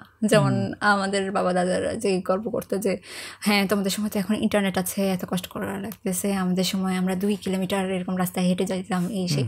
ওনাদের কাছে টাফ ছিল এটা, আমাদের কাছে টাফ হচ্ছে সম্ভবত মেন্টাল প্রেশারটা বা প্রেশার নেওয়াটা। মানে আমাদের এখন অনেক কিছু আমি দেখি যে যেই জিনিসগুলো হচ্ছে হয়তোবা আর একটু হায়ার ক্লাসে পড়ানো হতো, ওটা হচ্ছে লোয়ার ক্লাসের বাচ্চাদের পড়ানো হচ্ছে। হ্যাঁ, মাধ্যমও ইজি হয়ে গেছে, রিসোর্সও এরকম অ্যাভেলেবেল পাওয়া যায়। বাট চ্যালেঞ্জ ওইটা আসলে আমি বলবো এনভায়রনমেন্ট একটা বড় রোল প্লে করে। হ্যাঁ, মানে আমি যেটা বলতে চাচ্ছিলাম যে তুমি বললা যে বাপদাদারা 2 কিলো হাইটে যাইতো, সো ওইটা তাদের একটা চ্যালেঞ্জ ছিল, ওইটা তারা কোনো না কোনোভাবে তো উতরাইছে। সো এখনকার তো সময়ের যে চ্যালেঞ্জ, সেই চ্যালেঞ্জও উতরানোর চেষ্টা না করে সবসময় যদি ভয়ের মধ্যে থাকে, তাহলে এই চ্যালেঞ্জকে আসলেই মানুষ জয় করতে পারবে? তো তাহলে আসলে মানব জাতির ভবিষ্যৎ কী? এটা অনেক ইয়ার ওল্ড কোয়েশ্চেন, মানব জাতির ভবিষ্যৎ কী? হ্যাঁ, মানে তবে কি মানে মানুষের যে রেজিলিয়েন্স, সেই রেজিলিয়েন্সের কি আমরাই শেষ প্রজন্ম? মানে আমাদের পরে কি, আমাদের প্রজন্ম থেকে কি মানুষের মধ্যে আর কোনো রেজিলিয়েন্স থাকবে না? আদারওয়াইজ তোমরা এআই জিনিসটাকে তো এত মানে ভয়ের কি আছে? যখন প্রথম স্টিম ইঞ্জিন আসলো, স্টিম ইঞ্জিন এসেও তো বহু মানুষের কাজের চেঞ্জ করে দিচ্ছে, প্যাটার্ন চেঞ্জ করে দিচ্ছে, তাই না? কম্পিউটার এখন যেরকম দেখতেছো, চার্লস বেবেজ যখন কম্পিউটার আবিষ্কার করছিল তখন একটা বিরাট ঘর নিয়ে কম্পিউটারই করতে হতো। So it's all about revolution. তো রিভলিউশন তো এভরিহোয়ার। তো এইটাকে এই যে তোমাদের এই যে প্যানিক, এবং সেই প্যানিকের বিপরীতে তোমরা নিজেরা যে কোনোরকম কোনো স্কিল ডেভেলপ করার বদলে সারাক্ষণ রিলস কনজিউম করো, এইটা কি মানে তোমাদের বাবা মাদের আসলে প্রচুর অর্থ হয়ে গেছে, ফলে নিজেদের ফিউচার নিয়ে সেরকম কোনো টেনশন নাই বলে এই রিল্যাক্সেশনের উৎস কি? তোমরা কেন স্কিল ডেভেলপ করতে চাও না? এটার কারণ কি? এই কথাটা আমার টিচার একসময় বলেছিল যে হ্যাঁ, ওই যে আমরা দেখি না যে অনেক হার্ডওয়ার্কিং ফ্যামিলি বা অনেক গরিব ফ্যামিলির বাচ্চা কাচ্চা যখন হচ্ছে মেডিকেলে টিকতেছে, এটা অনেক বড় করে পাবলিশ করতেছে। এটা বড় করে পাবলিশ করার কিছু নাই, কারণ ওর লাইফে তো ওই ডিস্ট্রাকশনটা নাই। তো লাইফে ডিস্ট্রাকশন না থাকাটা হচ্ছে তার জন্য লাক্সারি। তো সেই রকম আর কি। অ্যান্ড দ্বিতীয় আরেকটা ব্যাপার যেটা বললাম যে কমফোর্ট প্লেস, ওটা হচ্ছে সবাই টপ প্রায়োরিটিতেই রাখবে। মানে যে জিনিসটা কমফোর্টেবলি পাওয়া সম্ভব বা ইজিলি পাওয়া সম্ভব, সেটার জন্য হচ্ছে বেশি পরিশ্রমের জায়গাটা, কম পরিশ্রমের জায়গাটা, এই দুইটা জায়গা যদি তুলনা করি, মানুষ ইজি ওয়েটাই চুজ করবে। তো এআই বা এআইকে ভয় পাচ্ছি এরকম না, ব্যাপারটা হচ্ছে যে স্টিম ইঞ্জিনিয়ারের কথা যেটা বললেন, যে ওই সময়ও মানুষ হচ্ছে ভয় পাচ্ছিল, পর দিয়ে হচ্ছে এটাকে ডেইলি কম্পানিয়ন বানিয়ে নিল। বাট এটাতে কি চ্যালেঞ্জ ক্রিয়েট হয় নাই? ডেফিনেটলি হয়েছে। মানে কম্পিটিশন ক্রিয়েট হয়েছে। এই কমফোর্টটা আর কি, ওই কমফোর্টের জায়গাটা থেকে আরও বেশি চ্যালেঞ্জ ফেস করাটা, এই কম্পিটিশনটা, এই জিনিসটা হচ্ছে মিলিয়ে অনাগ্রহের জায়গা। ওকে, আমি এইখানেই কিছুদিন আগে মঞ্জুর ভাইয়ের সাথে একটা শো করছিলাম। তো ওখানে মঞ্জুর ভাইকে জিজ্ঞেস করতেছিলাম, মঞ্জুর ভাই হচ্ছে ডাটা সফটওয়্যার প্রেসিডেন্ট, যে এই যে আপনারা এত নেটওয়ার্কিংয়ের কথা বলেন, এত কানেক্টিভিটির কথা বলেন, একটা প্রোগ্রামে গিয়ে আপনার সাথে একটা লোক ছবি তুললো যাকে আসলে আপনি খুব একটা ভালো মতো চিনেনও না, বা আপনার ফেসবুক বা লিঙ্কডিনে কানেক্টেড আছে, আপনার মাঝে মধ্যে জন্মদিনে মেসেজ দেয়, কিন্তু সেই লোকটার ভেতরে যদি তেমন কোনো রিসোর্স না থাকে, এই নেটওয়ার্কিং বা এই কানেক্টিভিটির আদৌ কোনো ভ্যালু আছে? তো উনি একদম সোজাসুজি বলছে, না, কোনো ভ্যালু নেই, এগুলো হচ্ছে এক ধরনের শো অফ। তো তোমরা এই যে সোশ্যাল মিডিয়ার কানেক্টিভিটির যে কথাটা বলতেছো, সো যদি নিজের পোর্টফোলিওকে এনাফ সমৃদ্ধ করার মতো সুযোগ না থাকে, আমি ঠিক জানি না মানে তোমার বয়সী ছেলেপেলেরা এই আলাপ শুনে আবার আমার গালিগালাজ করবে কিনা, বাট স্টিল আমি যেহেতু গালিগালাজ না তো বদার্ড না, যে পোর্টফোলিও যদি এনাফ সমৃদ্ধ না করো, এনাফ ভ্যালুয়েবল কোনো কাজের সাথে যুক্ত না থাকো, তাহলে এই কানেক্টিভিটি কি ইনক্যাশ করার কোনো সুযোগ আছে? মানে এই কানেক্টিভিটি দিয়ে কী করবা? আচ্ছা, দ্বিতীয় মেইন কথা কি, মানে এই জিনিসটা হচ্ছে অনেকেই বলে যে হ্যাঁ, ফ্রেন্ড লিস্ট অনেক ভারী, বাট আমাদের দেখা যায় যে কাছের মানুষগুলোই বা যাদের থেকে পাওয়া কষ্টগুলো বেশি থাকে, ওরাই দেখা যায় আমাদের ব্লক লিস্টে থাকে, বা ফ্রেন্ড লিস্ট এরকম বড় হয়েই আছে, বাট কারোর সাথে ওভাবে কথাবার্তা হয় নাই। এই জিনিসটা আই থিঙ্ক তাহলে অপ্রয়োজনীয় ফ্রেন্ড লিস্টটা বড় করা কেন?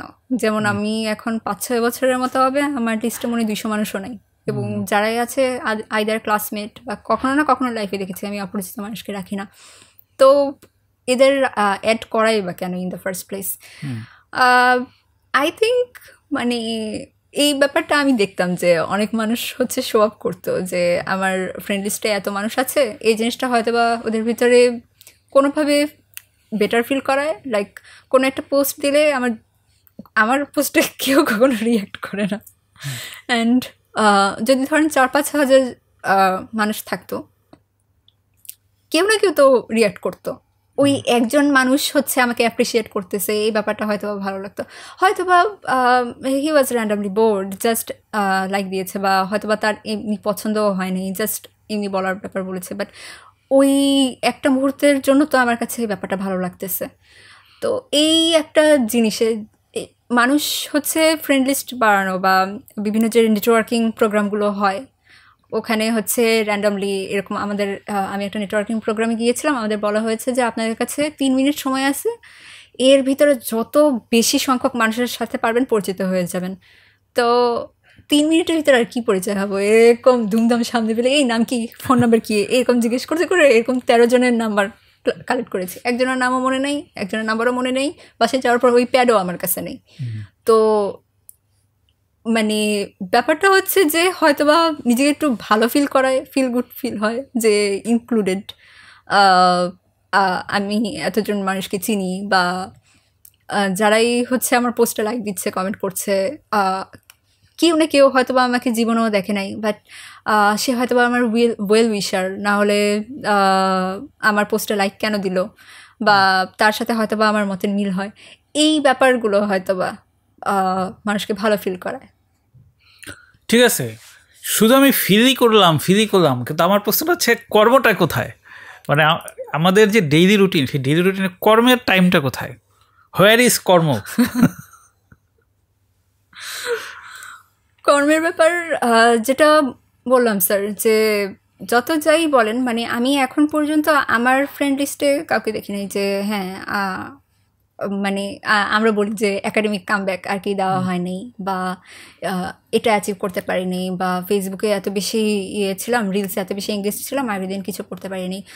But at the end of the day হয়তো বা মিডিওকার টাইপ কিছু একটা হলেও কিছু একটা রেজাল্ট নিয়ে তো বের হয়ে যাচ্ছে, অ্যান্ড এইটা নিয়ে হয়তো বা স্যাটিসফাইড থাকা শুরু করেছে। এবং এই জিনিসটা, এই অভিযোগটা আমি আমার টিচারের কাছেও পেতাম যে করোনার পর থেকে হচ্ছে, করোনার পরে তো হচ্ছে চ্যাটজিপিটির একটা ভালো শুরু হলো, তো তখন হইতে যে অ্যাসাইনমেন্টে প্রচুর চ্যাটজিপিটি, এআই জেনারেটেড ব্যবহার, এত মিডিওকার লেখা, মানে তোমাদের নিজের ভিতর থেকে আমি কিছু পাচ্ছি না, নতুন কিছু পাচ্ছি না, কোনো ক্রিয়েটিভিটি পাচ্ছি না।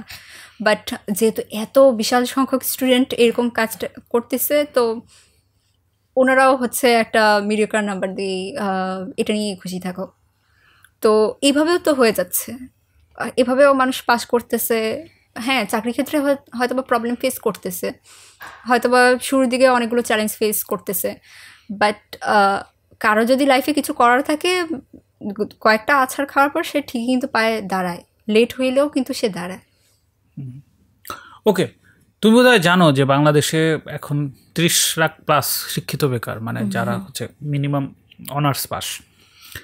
তো এত বেকার, সো এই যে বেকারদের এই যে একটা বিশাল মার্কেট, তো এই রিলস, মিম, এগুলো যারা বানায়, এগুলো তো মূলত এখান থেকে তো আসলে তারা ভিউ ব্যবসা করে, বা এখান থেকে তো তারা আসলে মানি জেনারেট করে।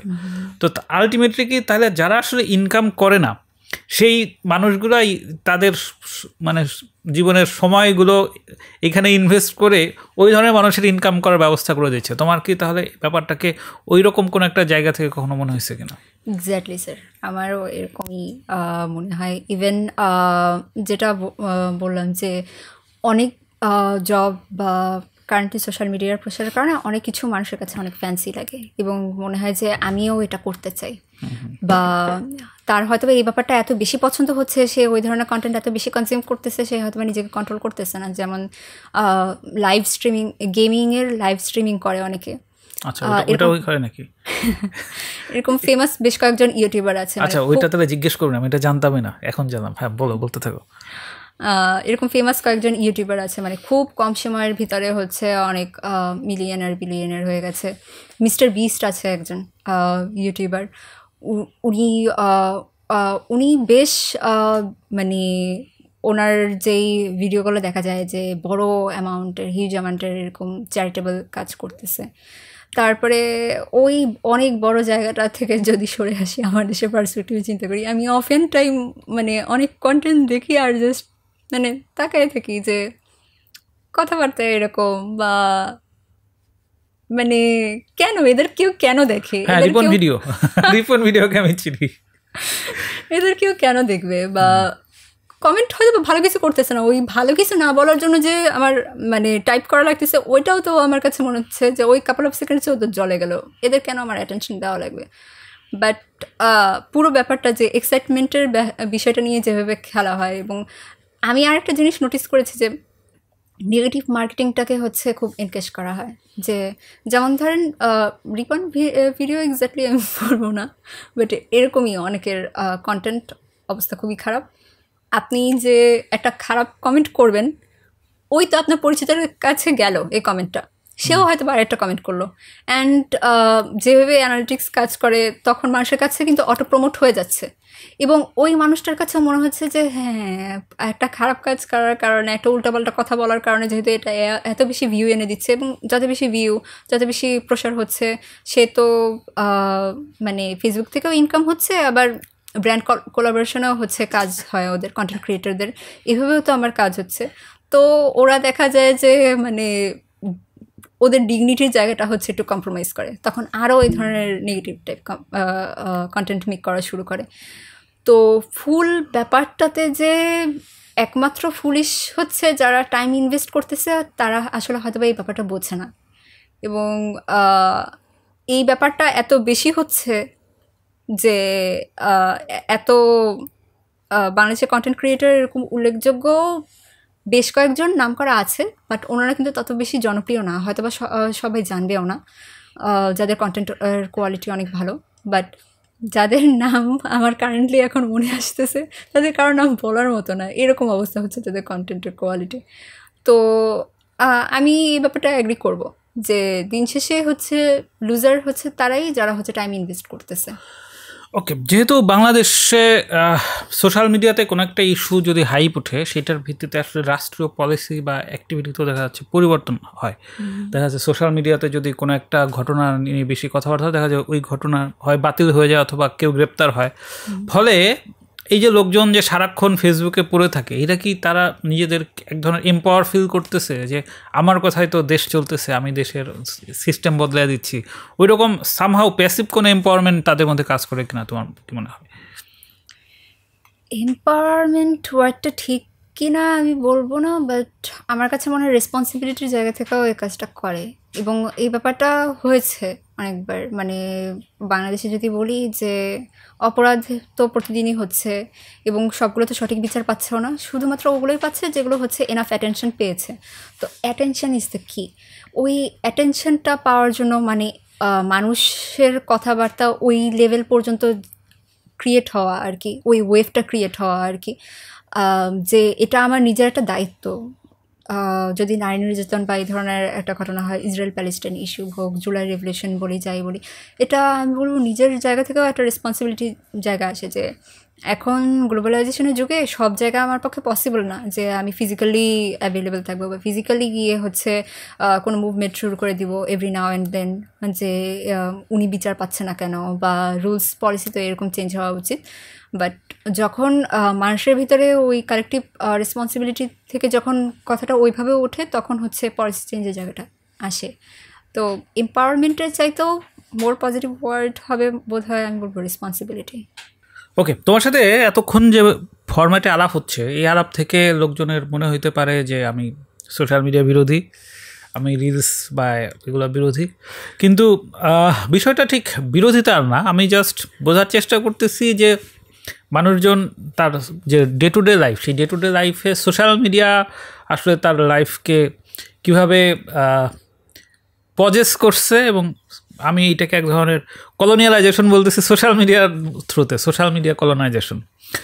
সো এই সোশ্যাল মিডিয়া কলোনাইজেশন, এটাকে ধরো যে আমরা পজিটিভলি যেভাবে ব্যাখ্যা করার চেষ্টা করতে পারি, কিন্তু শেষ পর্যন্ত তোমার কি মনে হয় যে এই সমস্ত রিলস বা এই সমস্ত যেটা বলতেছিলাম মিমস, এগুলো আসলে মানুষ যে অতিমাত্রায় অ্যাটেনশন সিকার এবং প্রচণ্ড রকম নার্সিসিস্টিক ডিসঅর্ডারে ভোগে, এই সমস্ত অ্যাক্টিভিটিকে আসলে শেষ পর্যন্ত ওই ব্যাপারটাকেই ইন্ডিকেট করে, নাকি হচ্ছে যে আমরা এতদিন পর্যন্ত ক্রিয়েটিভিটি বলতে না গান গাওয়া, ছবি আঁকা, তারপরে হচ্ছে অ্যাক্টিং, লেখালেখি, মিউজিক, এগুলো বুঝতাম, সেই ধারার বাইরে গিয়ে যে শুধুমাত্র এই সমস্ত জিনিস দিয়েও যে তারকা খ্যাতি পাওয়া যায়, জনপ্রিয়তা পাওয়া যায়, সো ওই জায়গা থেকে দেখারও সুযোগ আছে। টোটাল জিনিসটাকে আসলে আমরা কীভাবে দেখব?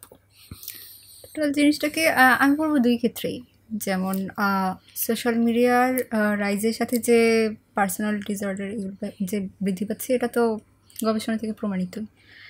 আর হচ্ছে হ্যাঁ, ক্রিয়েটিভিটি বা আর্ট কালচার, এই মোডগুলো চেঞ্জ হচ্ছে দিন দিন, মানুষের কমিউনিকেশনে যে মোডগুলো চেঞ্জ হচ্ছে, তারপরে ইমোজিস অ্যান্ড আদার, যেমন সাইন ল্যাঙ্গুয়েজের সাথে এগুলোকে তুলনা করা যায় না, বাট ইমোজিসের ভিতরে এরকম কয়েকটা ইমোজি আছে যে ওইগুলো ভাষায় প্রকাশ করা যায় না, মানে বিশেষ উদ্দেশ্যপূর্ণভাবে হাসি বা বাংলা ভাষায় অনেক সময় এরকম লেখা দেখা যায়, বাট ইমোজিগুলো দেখলে বোঝা যায় যে এক একটা ফেশিয়াল এক্সপ্রেশন কীভাবে পোর্ট্রে করতেছে।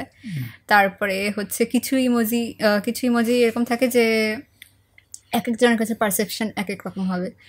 তো আমার কাছে মনে হয় যে ক্রিয়েটিভিটির ফিল্ড ওপেনও যেরকম হচ্ছে, আবার হ্যাঁ মানুষের অনেক বিহেভিয়ারাল ডিসঅর্ডারের কারণেও এটা হচ্ছে।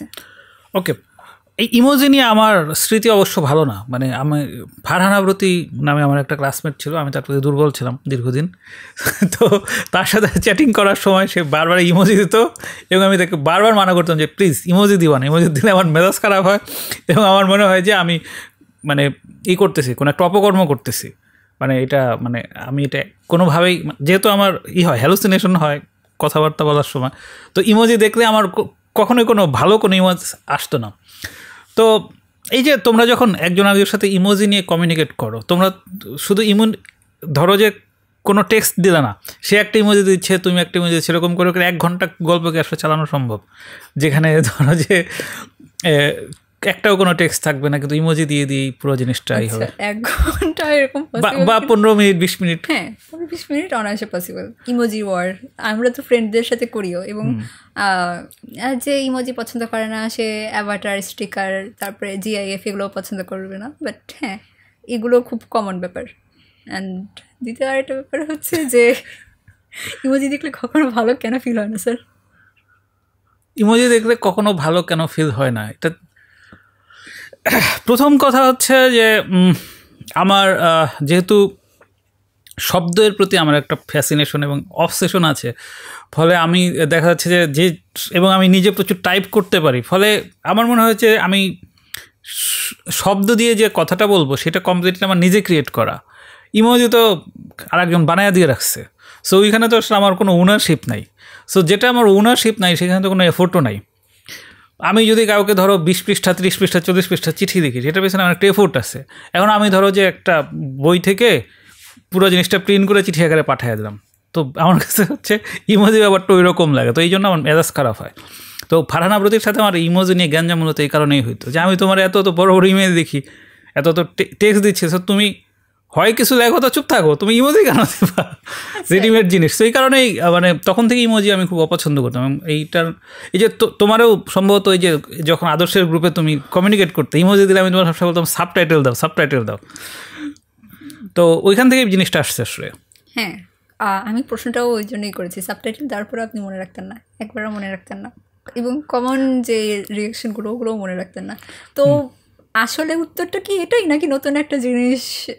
I don't want to like, মানে আমি এটা পছন্দই করতেছি না, আমি এই রাস্তাতেই যাবো না, এরকম ব্যাপার টুকটাক কাজ। ওই যে বললাম মানে যেটা আমার নিজেরই দখল আছে, যেটা আমার নিজের কিছু দেখানোর সুযোগ আছে, যদি এরকম হয় যে আমি কখন ইমোজি বানাচ্ছি, তখন আমি হয়তো ইমোজিতে খুবই ইন্টারেস্টেড হব। আমার আসলে আরেকজনের বানানো জিনিস, আরেকজনের বানানো কথা, এগুলোতে আমার অ্যাট্রাকশন কাজ করে না। আমি আমার লেখায় পারতপক্ষে কখনো কোনো লেখকের উদ্ধৃতি ব্যবহার করি না, বা কখনো কোনো বইতে অন্যদের থিওরিও ব্যবহার করি না। আমি সবসময় মানে ওন ক্রিয়েশনে বিশ্বাস করি। তো এই জন্য ধরো এই ধরনের সাইন ল্যাঙ্গুয়েজ, যেটা মনে করো তুমি দিলে যা হবে, আরিয়ানা দিলেও তাই হবে, মাশফিক দিলেও তাই হবে, তো এইখানে তো মানে তোমার ওই সিগনেচারটা বোঝা যাচ্ছে না। যেহেতু সিগনেচার নাই সেহেতু এখানে ফিল করারও বিষয় না। ওই জায়গা থেকে আমি জিনিসটাকে দেখি। সো এটা এমন না যে আমি এই ব্যাপারে আমি ভীষণ রিজিড, অন্যরা দিলে আমি কিছু মনে করি না, কিন্তু আমাকে কেউ দিলে তখন আমি বিরক্ত বোধ করি, কারণ আমি নিজে তো তোমাকে দিচ্ছি না। আমি তো দেখা যাচ্ছে অনেক টাইম করে আমার টাইপ করতে হয় না, তুমি তো আমার প্রশ্নের গ্রুপেও আছে, দেখো না কত বড় বড় প্রশ্নের উত্তর লিখি। তো ওই জন্যই আর কি, যে কেউ যদি ইমোজি দেয় তখন মনে হয় যে জিনিসটা তো তার তো কোনো এফোর্ট নাই। তাহলে এআই জেনারেটেড টেক্সটের ব্যাপারেও তো তাহলে আপনার সেম ধারণা হওয়া উচিত। হ্যাঁ লিখতেছে তো এআই, এই জন্য তো আমি এআইকে কখনোই আমি আমার ভৃত্যের বাইরে কিছু মনে করি না। ভৃত্য হিসেবে তো মনে করা উচিত না স্যার। না, আমার ভৃত্য থাকবে না, ভৃত্য আমার চা এনে দিবে, আমার করে দিবে, কী বলে চা আনবে, খাবার আনবে, তারপর বালিশ ঠিক করে দিবে, তো ভৃত্যর কাজ করে বেতন পাবে। তো ওই কাজই তো করে। আমি তো এআই কী কাজে ব্যবহার করি, কোনো একটা শব্দ, এই শব্দটা দেশে কী মিন করে ওইটা এআইকে জিজ্ঞেস করি, কিন্তু কখনো তো বলি না যে আমি এই চিন্তা করতেছি এবার একটা আর্টিকেল লিখে দাও, সেই কাজ তো কখনো করি না। সো পার্থক্য আছে তো। তো আলটিমেটলি তোমরা তো কী করো, তোমরা দেখা যাচ্ছে পুরো জিনিসটাই এআই দিয়ে লিখে ফেলো, একটা প্রম দাও, প্রম দিয়ে ওটা লিখে ফেলো। আমি তো সেটা করি না। আমি দেখা যাচ্ছে যে কোনো একটা জিনিস দিয়ে বলি যে এটা যে এক্সিস্ট করার প্রমাণ কী, তো তখন সে কিছু রেফারেন্স দেয়, বা কোনো একটা বই, যেহেতু আমি বই অনেক কম পড়ি, তো যেটা হয়েছে যে ওই বইয়ের আইডিয়াটা জানার জন্য জিজ্ঞেস করি এটা কীরকম। এই সো এআই সারা জীবনে আমার কাছে ভৃত্যই থাকা যাবে। এআইকে আমি ইন্টারপ্রিটেশনের জন্য ইউজ করেন? কোনটা? এআই ইন্টারপ্রিটেশনের জন্য ইউজ করেন কিনা? এটা যখন ফানি মুডে থাকি তখন মাঝে মধ্যে করি, কিন্তু এটা আমার কোনো সিরিয়াস কোনো কাজে ব্যবহার করি না।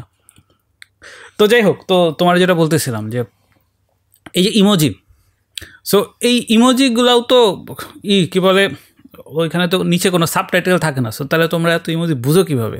এবং একটার সাথে আর একটা ইমোজির খুব একটা পার্থক্যও তো নাই, প্রায় চেহারাগুলো একই রকম। এটা তোমরা এটা বোঝো কীভাবে বলো তো? ভেরি মিলেনিয়াল কোয়েশ্চেন, যে একটা ইমোজির সাথে আরেকটা ইমোজি পার্থক্য নেই। অবশ্যই আছে, ডেফিনেটলি আছে, আমি জানি না বলে জিজ্ঞেস করতেছি। ফেশিয়াল এক্সপ্রেশনের ডিফারেন্স বোঝা যায়। আবার ইমোজির ভিতরে ক্রিয়েটিভিটির যেই জায়গাটা হচ্ছে, আপনি দেখবেন যে না, যারা ইমোজি বানাইছে তারা তো ডেফিনেটলি ক্রিয়েটিভ। তুমি মনে হয় আমার পয়েন্টটা তাহলে করেছো। বুঝতে পারছি যে সরি আরেকবার বলুন। মানে ইমোজি এত ইমোজি দেখে বুঝো কীভাবে? এত ইমোজি দেখে বুঝি, ওখানে তো আর নিচে কোনো টেক্সট দেওয়া থাকে না। আমাদের চোখ ভালো কাজ করেছে, আমরা ফেশিয়াল এক্সপ্রেশন দেখে বুঝে ফেলি কে কোনটা মিট করে। এবং আমি আপনাকে বলেছিলাম যে অনেকগুলো মানে আছে এরকম যে মানে এক একজনের ইমাজিনেশনের উপরে ডিপেন্ড করে। মানে আমার কাছে হয়তো বা এটা একরকম মিনিং পোর্ট্রে করে, আরেকজনের কাছে আরেক রকম মিনিং পোর্ট্রে করে। আবার অনেক ইমোজিস আছে যে সেম ইমোজি বিড়ালের চেহারায়, সেম ইমোজি আবার স্কিন কালারের ডিফারেন্সের ভিতরে আছে। এইগুলোতেও আবার ডিফারেন্ট মিনিং আছে। মানে ইমোজি একটা দেখতে ইনোসেন্ট, বাট এটা ডিফারেন্ট ডার্ক মিনিং পোর্ট্রে করে। তো হ্যাঁ, বোঝা যায়। ওকে, তো এই জিনিসগুলো তো নিশ্চয়ই কোনো কনভেনশন না, মানে এই ইমোজিগুলোর ইন্টারপ্রিটেশন তো নিশ্চয়ই কোনো না কোথাও কি লেখা আছে। তাহলে তোমরা সবাই এইটা একই কীভাবে ইন্টারপ্রেট করতেছো? এটা আমার কাছে বরং বেশি ইন্টারেস্টিং লাগতেছে। একই ইন্টারপ্রেট কীভাবে করতেছি? হ্যাঁ, এইটা কীভাবে সম্ভব? এটা তো কি কোথাও লেখা আছে? মানে এমন কোনো ডিকশনারি বা কোনো বই আছে যেখানে তোমরা এগুলো পড়ো? তা তো বোধহয় পড়ো না।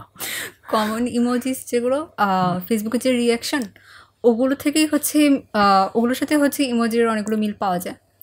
আর হচ্ছে যেটা বললাম ফেশিয়াল এক্সপ্রেশন, এখন হাসি, এটা এক একজনের কাছে মানে ম্যাক্সিমাম মানুষের কাছে হাসি মানে ভালো কিছুই মিন করে।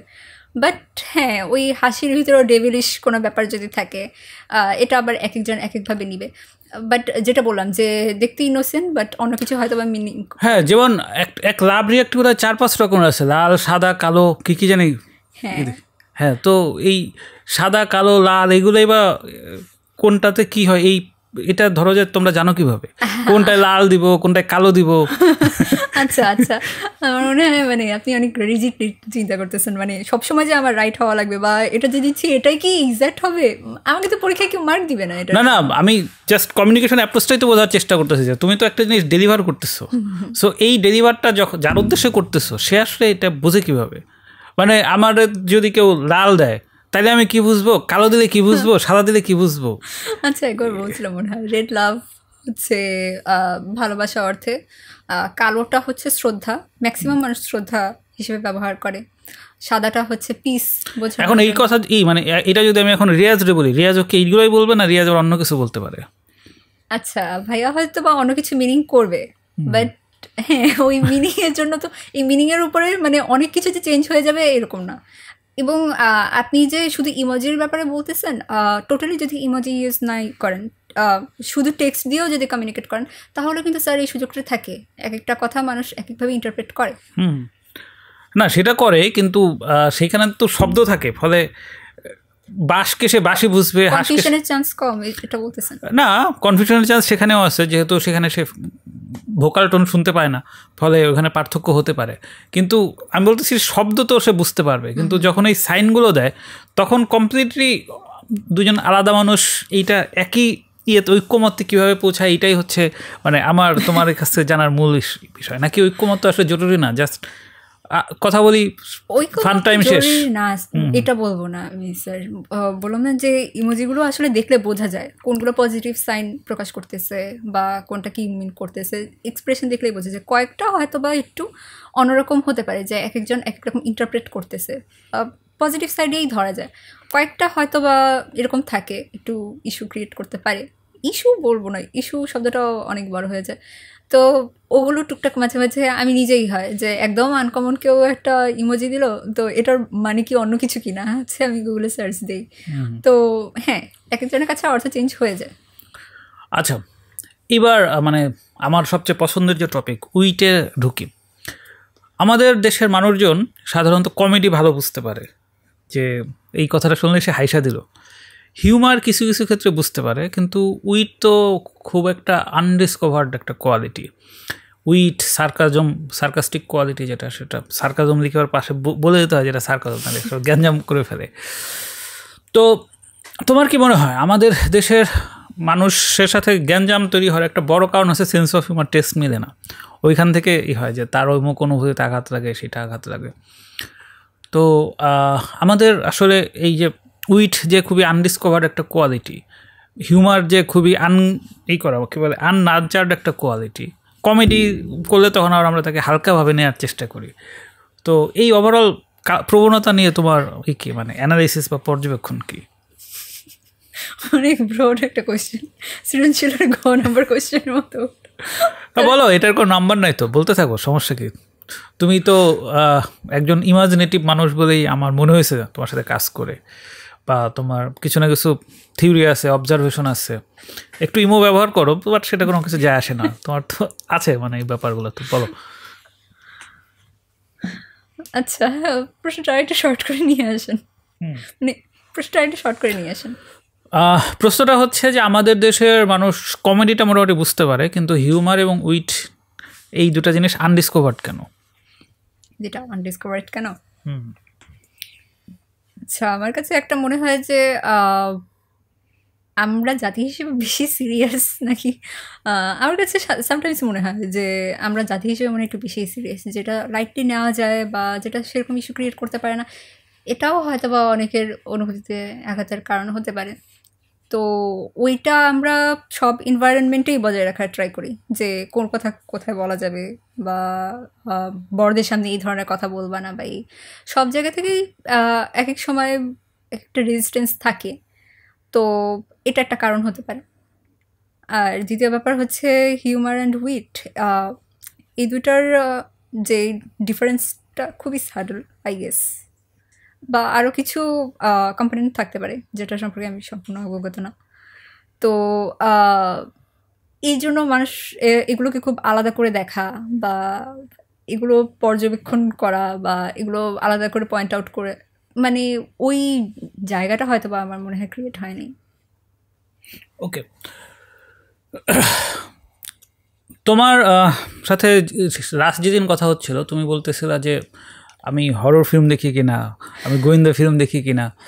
তো আমাদের যে ফিল্মগুলো, আমাদের বাংলাদেশি ফিল্মগুলোতে তো দেখা যাচ্ছে হরর বা গোয়েন্দা ফিল্ম বানাইতে গেলে সেখানেও দেখা যাচ্ছে স্ক্রিপ্টের অবস্থা খুবই খারাপ থাকে।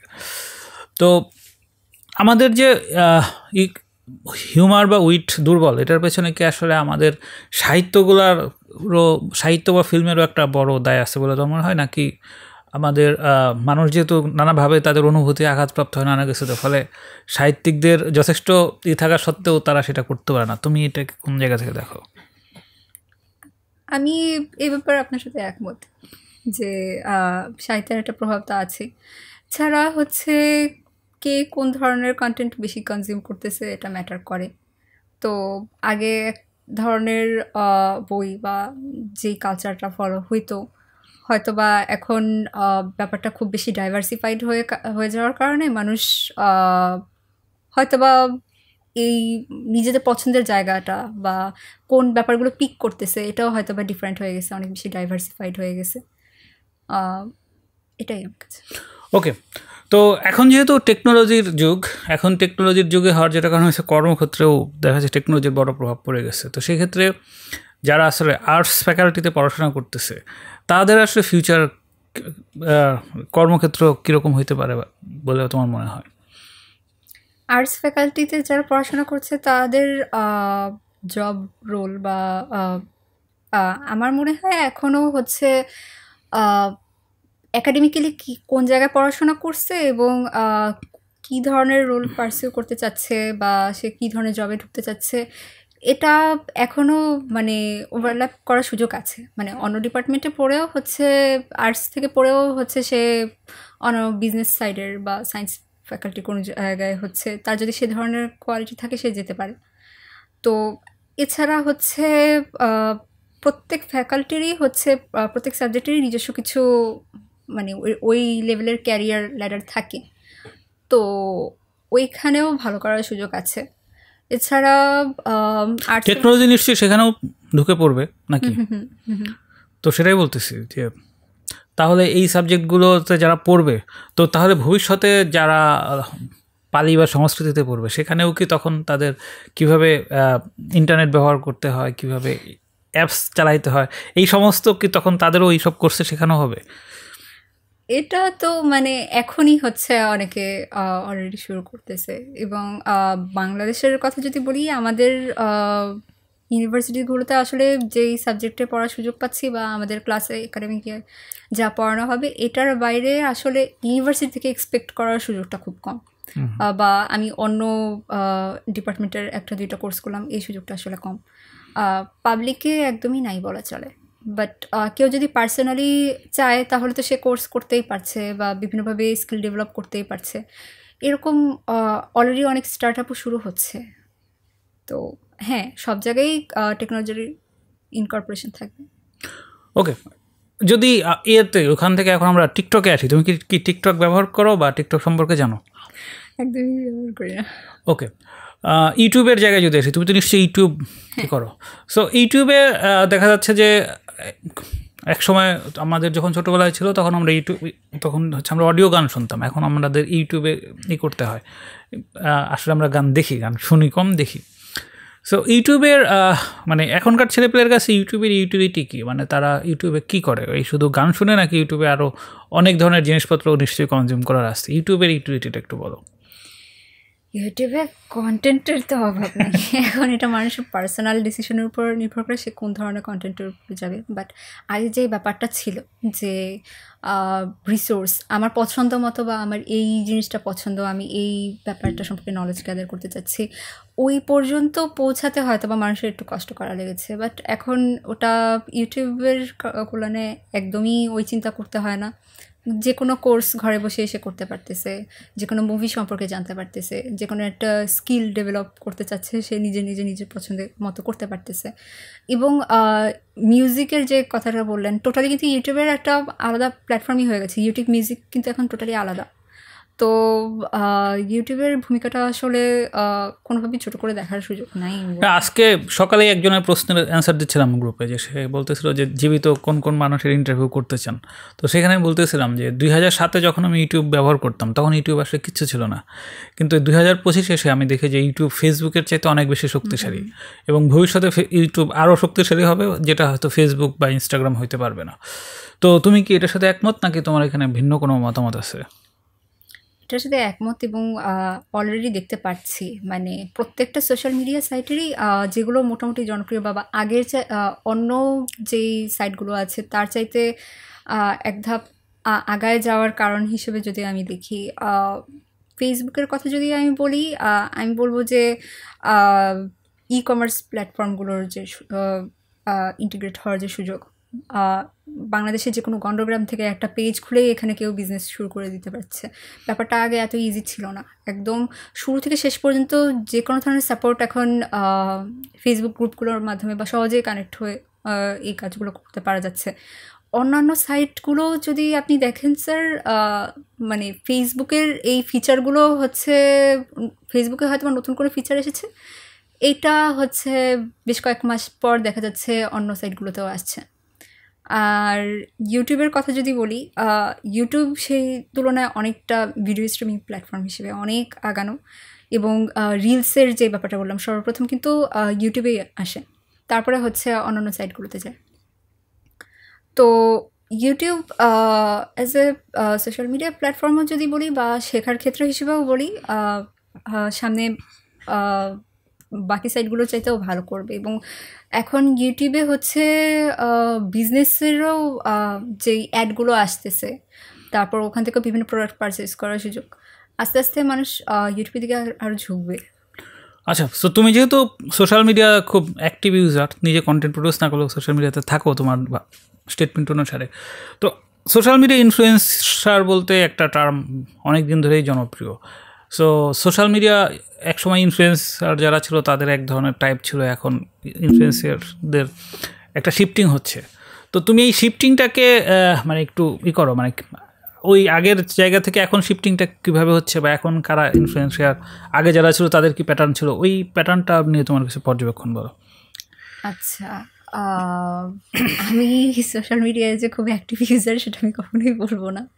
মানে আমি থাকি, বাট আমার যেগুলো পছন্দ বা আমার ফিডে আমি যেগুলো চাই ওভাবেই কিউরেট করা আর কি। তো ওগুলোর বাইরে আমার আসলে কোনো মানে সোশ্যাল মিডিয়া ইনফ্লুয়েন্সারকে আমি ওভাবে ফলো করি না বলতে গেলে। বাট হ্যাঁ, ডিফারেন্স যেটা আমার মনে হয় যে আগে সোশ্যাল মিডিয়া ইনফ্লুয়েন্সার যারা ছিল ওরা কথাবার্তা বা আদার অ্যাক্টিভিটিস বা যে ব্যাপারগুলো ছিল আমার কাছে মনে হতো যে বেশ চিন্তাভাবনা করে ওদের কাজ করা লাগতো।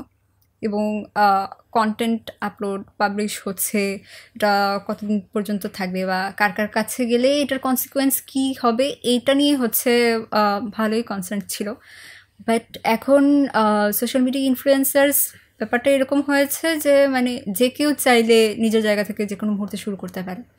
এবং আগে একটা ছিল যে একটা বয়সের রেঞ্জ দেখা যেত, এখন একদম ছোট বাচ্চা, ইভেন মানুষও যেতে হতে হবে এরকম না, মানে অনেক পশু পাখিও কিন্তু এখন সোশ্যাল মিডিয়া স্টার।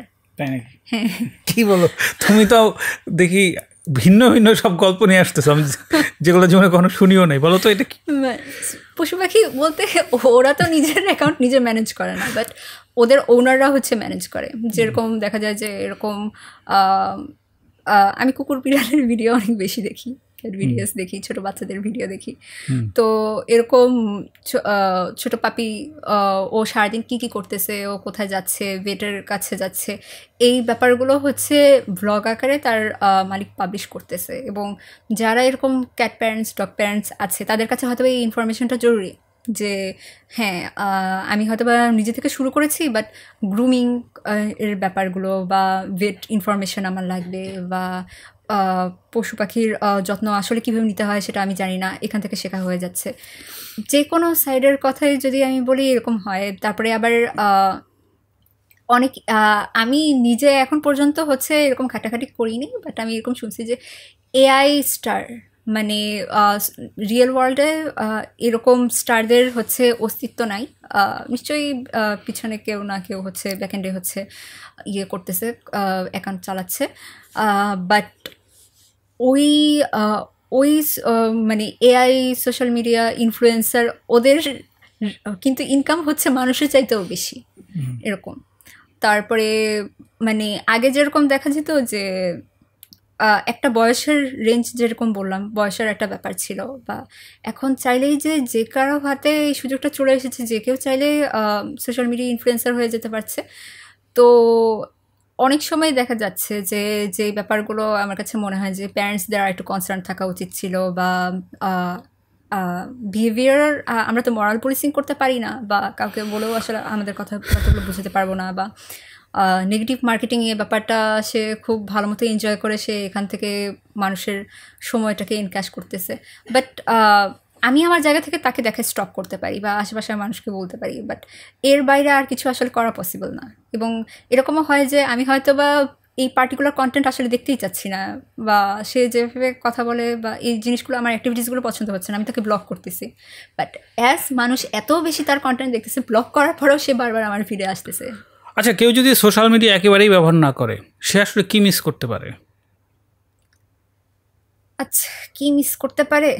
আমার এখন পর্যন্ত মনে হয় যে কেউ যদি এখনও পর্যন্ত সোশ্যাল মিডিয়া, আমি এরকম বেশ কিছু মানুষ চিনি যাদের ফেসবুকে কোনো অ্যাকাউন্ট নেই, কোনোদিন ফেসবুকে ঢুকেও না, ফলে তাদের যখন আমি আমার কোনো লেখা শেয়ার করি আমার পুরো লেখাটা কপি করে তাদেরকে হোয়াটসঅ্যাপে পাঠাইতে হয়। সো তাদের অ্যান্সার আমি জানি, মানে তাদের সাথে আমি মাল্টিপল টাইমস সেটা নিয়ে কথা বলছি যে তারা আসলে যে ব্যবহার করে না তারা কোনো মিসফিল করে কিনা। সো তোমার পয়েন্ট অফ ভিউ থেকে বলো যে আসলে ধরো একেবারেই ব্যবহার করে না, সে আসলে কী মিস করতে পারে?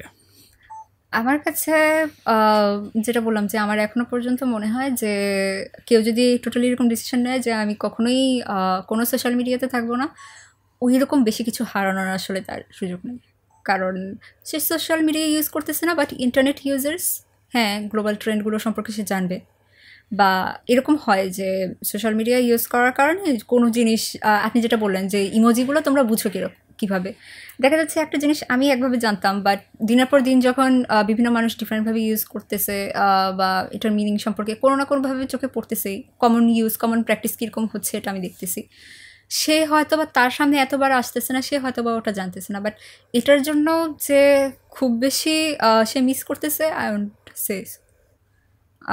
আর পেপারস তো থাকবেই, তারপরে সে যদি ইন্টারনেটে অ্যাক্টিভ থাকে ওই রকম কিছু মিস করবে বলে আমার মনে হয় না। আচ্ছা, তোমার তো এন্টারপ্রেনারশিপ নিয়েও বিশেষ ইন্টারেস্ট আছে, সো ফেসবুক ভিত্তিক যে এন্টারপ্রেনারশিপ এইগুলো নিয়ে তোমার কোনো স্টাডি আছে কিনা, স্টাডি বা অবজারভেশন আছে কিনা?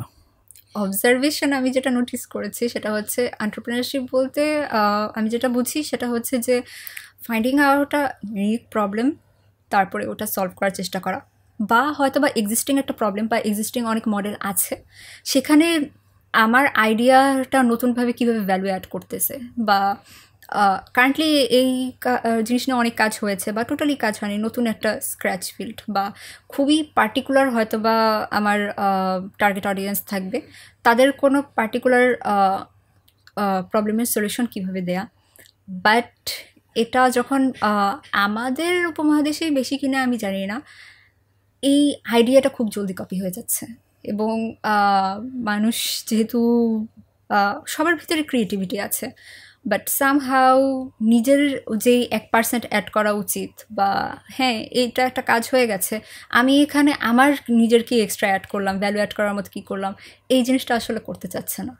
এবং দেখা যায় যে যেই জিনিসটা আরেকটা হচ্ছে যে মানে ক্রেডিট দেয়া, বা এটা এন্টারপ্রেনারশিপের জন্য সবসময় হবে এরকম না, খুব ছোটোখাটো ব্যাপারেও আমি দেখেছি যে একটা পোস্ট হয়তো বা কেউ করলো, নিজের ক্রিয়েটিভিটি দিয়ে লিখলো, বা কোনো একটা বইয়ের রিভিউ করলো, তার তো অনেক সময় লাগছে এই ব্যাপারগুলো, বা মুভি দেখছে, ক্যারেক্টার অ্যানালাইসিস করতে সময় লাগছে, সে নিজের পর্যবেক্ষণ লাগায় 1-2 দিন লাগায়ও হয়তো বা একটা পোস্ট করছে, এই ব্যাপারটা মুহূর্তের মধ্যে কপি হয়ে যাচ্ছে। হ্যাঁ, মানুষের কাছে ইনফরমেশন শেয়ার হচ্ছে, বাট যে অ্যাকচুয়াল হচ্ছে অদর, তার হয়তো বা এটা ইচ্ছা হতে পারে যে আমি যেহেতু এত টাইম নিয়ে ইয়ে করছি, জাস্ট আমার নামটা রেফারেন্স হিসেবে দেওয়া, বা অ্যাটলাস্ট রেফারেন্সটা থাকা, ইট ওয়ন্ট হার্ট, মানুষ অ্যাটলাস্ট আমার নামটা জানুক। বাট এই ব্যাপারগুলো, এই ওনারশিপের যে জায়গাটা, এই ক্রেডিটটা, এই ব্যাপারগুলো হচ্ছে মানে খুব সহজে মানুষ কপিক্যাটের মতো ইউজ করতেছে এবং ক্রেডিট দিচ্ছে না।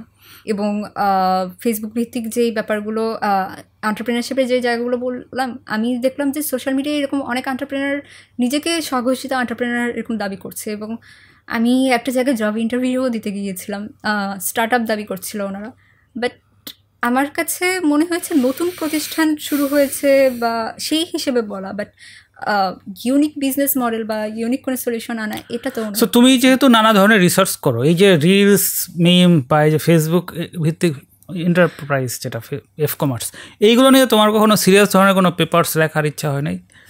এগুলো নিয়ে তো আসলে সিরিয়াস ধরনের অনেক পেপার্স হওয়ার মতো। সো তুমি যেহেতু এখানে সময়ই দাও, তো এখান থেকে তোমার ওই ধরনের কিছু করার ইচ্ছা কেন হয় না?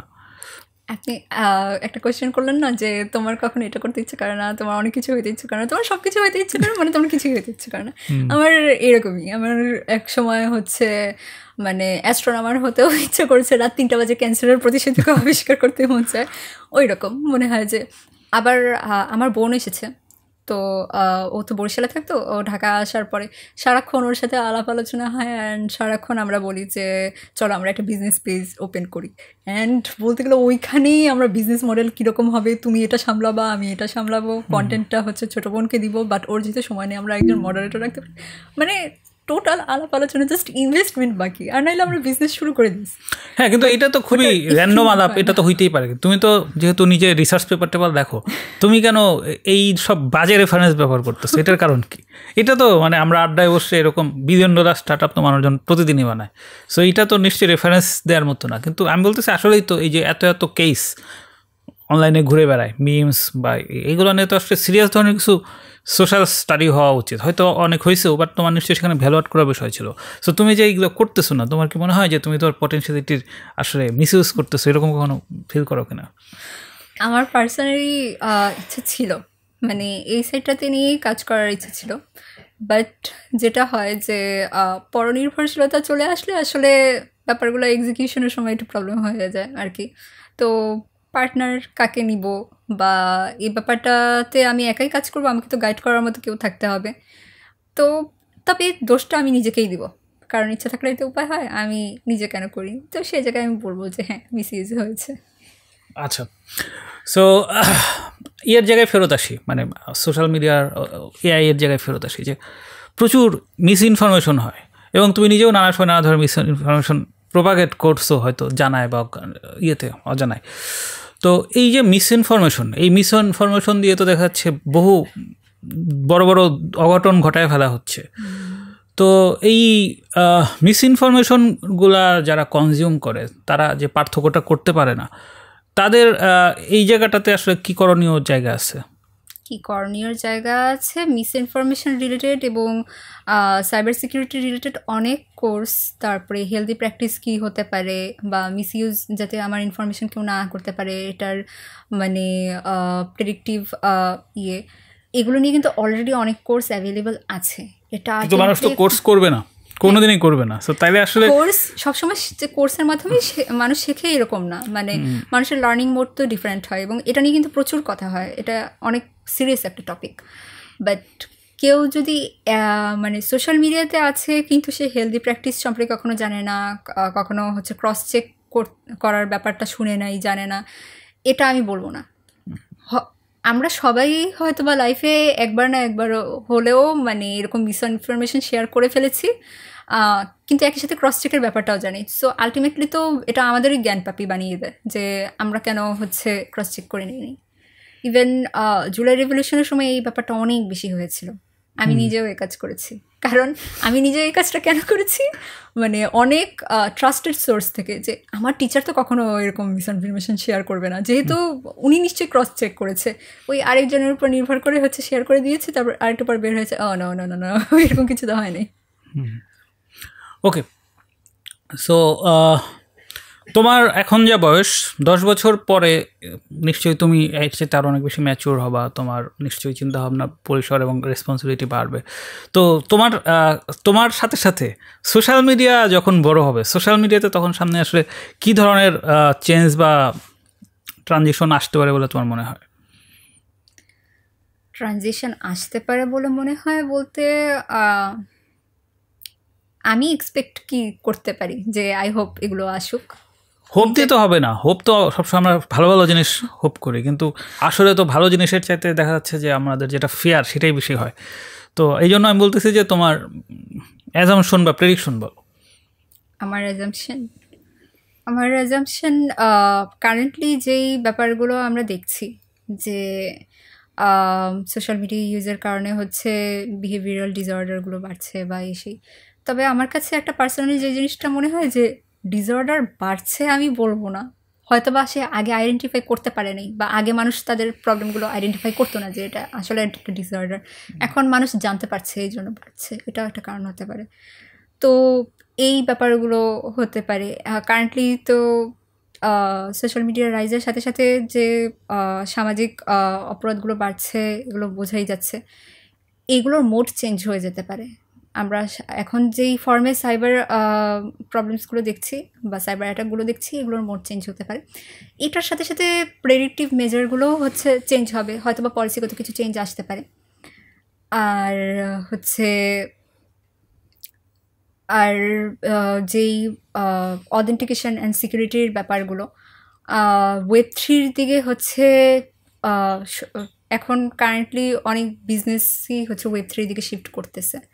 তো ওয়েব 3 দিকে যদি শিফট হয় এবং কারেন্টলি যেই রেস্ট্রিকশনগুলো আমরা অনেক সময় দেখি ইম্পোজ করা হচ্ছে গভর্নমেন্টের পক্ষ থেকে, অনেক সোশ্যাল মিডিয়াতে অনেক কিছু করা যাবে না, বা কারেন্টলি যেভাবে মনিটর করা হচ্ছে ওয়েব 3 দিকে গেলে হচ্ছে এই মানে রেস্ট্রিকশনের ব্যাপারগুলোতেও হচ্ছে একটা চেঞ্জ দেখা যাবে। সো এটার পজিটিভ নেগেটিভ দুইটা ইফেক্টই পড়তে পারে। অ্যান্ড হচ্ছে এআই জেনারেটেড টেক্সট বা এআই জেনারেটেড কন্টেন্ট তো বাড়তেছেই। আগে একটা সময় হচ্ছে যে এআই এর পারফরমেন্স ভালো ছিল না, তো মানে দেখলে বুঝে ফেলা যাইতো। এখন আমি নিজেই হচ্ছে আর কাউকে কী দেখবো, আমি নিজেই অনেক সময় অনেক কিছু দেখলে বুঝি না যে এটা এআই জেনারেটেড কিনা, কিন্তু পরে বের হয় যে হ্যাঁ এটা এআই জেনারেটেড। তো মিসইনফরমেশন এভাবে স্প্রেড হয়ে যেতে পারে, মিসইনফরমেশন স্প্রেডিংয়ের পরিমাণ বাড়বে। ওকে, তোমার তো প্রচুর অনলাইন কোর্স করার অভ্যাস, তুমি কারণে অকারণে নানা ধরনের অনলাইন কোর্স করো।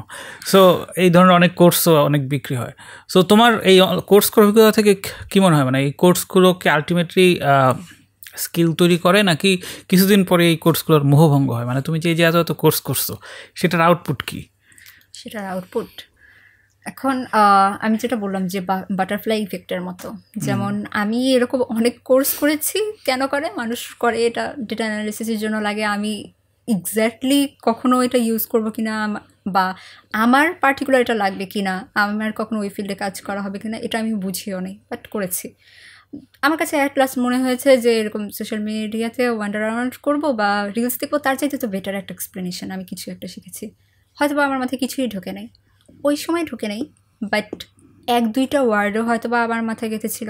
পর দিয়ে হয়তো বা আমি চ্যাটজিপিটির সাহায্যে হোক বা পরে বিভিন্নভাবে ঘাটাঘাটি করে জেনেছি। ওই আগ্রহর জায়গাটা তৈরি করা। এবং কোর্স আসলে অনেক ধরনের মানে বিভিন্ন ধরনের টপিকের উপরেই তো হয়, এবং সব কিছু নিয়ে একটা ভেগনেস থাকে যে এটা আমার লাগবে কিনা বা পার্টিকুলারলি এই কাজের জন্য আমি এটা ইউজ করব। ওই ব্যাপারগুলো হচ্ছে এখন ক্রিয়েট হওয়া শুরু করেছে। যেমন করোনার সময় আমি যেটা বললাম যে আমি বুঝি নাই যে আমাকে কোথায় কী করতে হবে, বাট এখন আমি পার্টিকুলারলি বুঝি যে আমি মানে পাইথন দিয়ে এক্স্যাক্টলি কী করতে চাই। ওই রাস্তাটা ক্রিয়েট হয়ে যাচ্ছে। আমি কাজটা করার সময় হয়তো বা মানে ওইভাবে চিন্তা করে করি নাই যে হ্যাঁ ভবিষ্যতে এটা আমাকে এভাবে ভ্যালুয়েট করছে, বাট এখন যখন আমি পিছনে ফিরে তাকাই যে আমার কাছে মনে হয় যে ওই সময় তো মনে হচ্ছিল যে ভ্যালুয়েট করে নাই, আমি জাস্ট দেখার জন্য দেখেছি। বাট এখন আমার কাছে মনে হয় যে বাটারফ্লাই ইফেক্টের মতো ওই সময় ওই ছোটো কাজটা করেছিলাম, এই জন্য এখন এই আগ্রহটা তৈরি হচ্ছে। আচ্ছা, আর একটা খুব ইন্টারেস্টিং টপিক যেটা নিয়ে আসলে তোমাকে জিজ্ঞেস করা হয় না, সেটা হচ্ছে সাইলেন্স। তো সাইলেন্স ব্যাপারটাকে আমি খুবই অপছন্দ করি। আমি আমার কোনো একটা বইতে দেখতেছিলাম যে আলটিমেটলি সাইলেন্সের চাইতে বড় প্রতিশোধ নাই, যে তুমি কারোর সাথে জাস্ট সাইলেন্স উপহার দিয়ে দিছো। সো সে আসলে সেটাতে তার যে ইম্প্যাক্ট পড়বে, তার 100টা বাজে কথা বললে হয়তো তার কম ইম্প্যাক্ট পড়বে। সো তোমার লাইফ থেকে কী মনে হয়, মানে সাইলেন্স আসলে মানুষকে কতটা প্রভাবিত করে বলে তোমার মনে হয়? আচ্ছা আচ্ছা, এটার উত্তর তো আমি অবশ্যই দিব। তার আগে আপনি আমাকে বলেন যে 100টা বাজে কথা বললেও কেন সমস্যা হবে না, আর সাইলেন্সে কেন সমস্যা হবে না? তো বলে নেই, আমি বলছি কম আর বেশি। মানে তুমি যদি করো, মানে গোলাপি এখন ট্রেনে ফিল্মটা দেখো, ওখানে একটা কাহিনী আছে যে এই ববিতার যখন বিয়ে ঠিক হয়, তো ফারুক করে কি, ওই মানে যৌতুকের জন্য একটা সাইকেল ঠিক করা হয়। তো নায়ক ফারুক, সে যাতে বিয়েটা না হয় জন্য সাইকেলটা করে চুরি করে ফেলে, এবং এই জন্য বিয়ে ভেঙে যায় এবং ববিতার বাবাও মারা যায়। এরপর আর ববিতা ওর সাথে কখনোই কথা বলে না। তো ফলে যেটা হয় যে ফারুককে সবসময় বলে একটা কিছু গোলাপি, একটা কিছু গোলাপি। তো এরকম করতে করতে সারা সিনেমা শেষ হয়ে যখন ফারুক মারা যায়, তখন মানে ববিতা রিয়েলাইজ করে যে আর তো একটা কিছু বলা হইলো না। সো সাইলেন্সে যেটা হয়, যে সাইলেন্সে তো আসলে যেটা হয়, তুমি আসলে জাস্ট ব্ল্যাঙ্ক হয়ে গেলে, তোমার তার সাথে সকল প্রকার কমিউনিকেশন অফ হয়ে যায়। সো তখন তো আসলে তার অনুতপ্ত হওয়ার সুযোগ থাকে না। কিন্তু যেটা হয় যে তুমি যখন গালিগালাজ করো, সে অ্যাটলিস্ট নিজেকে কী বলে আত্মসমালোচনা করতে পারে বা সেলফ ডিফেন্স করতে পারে। সাইলেন্সে কিন্তু সেই সুযোগটা থাকে না।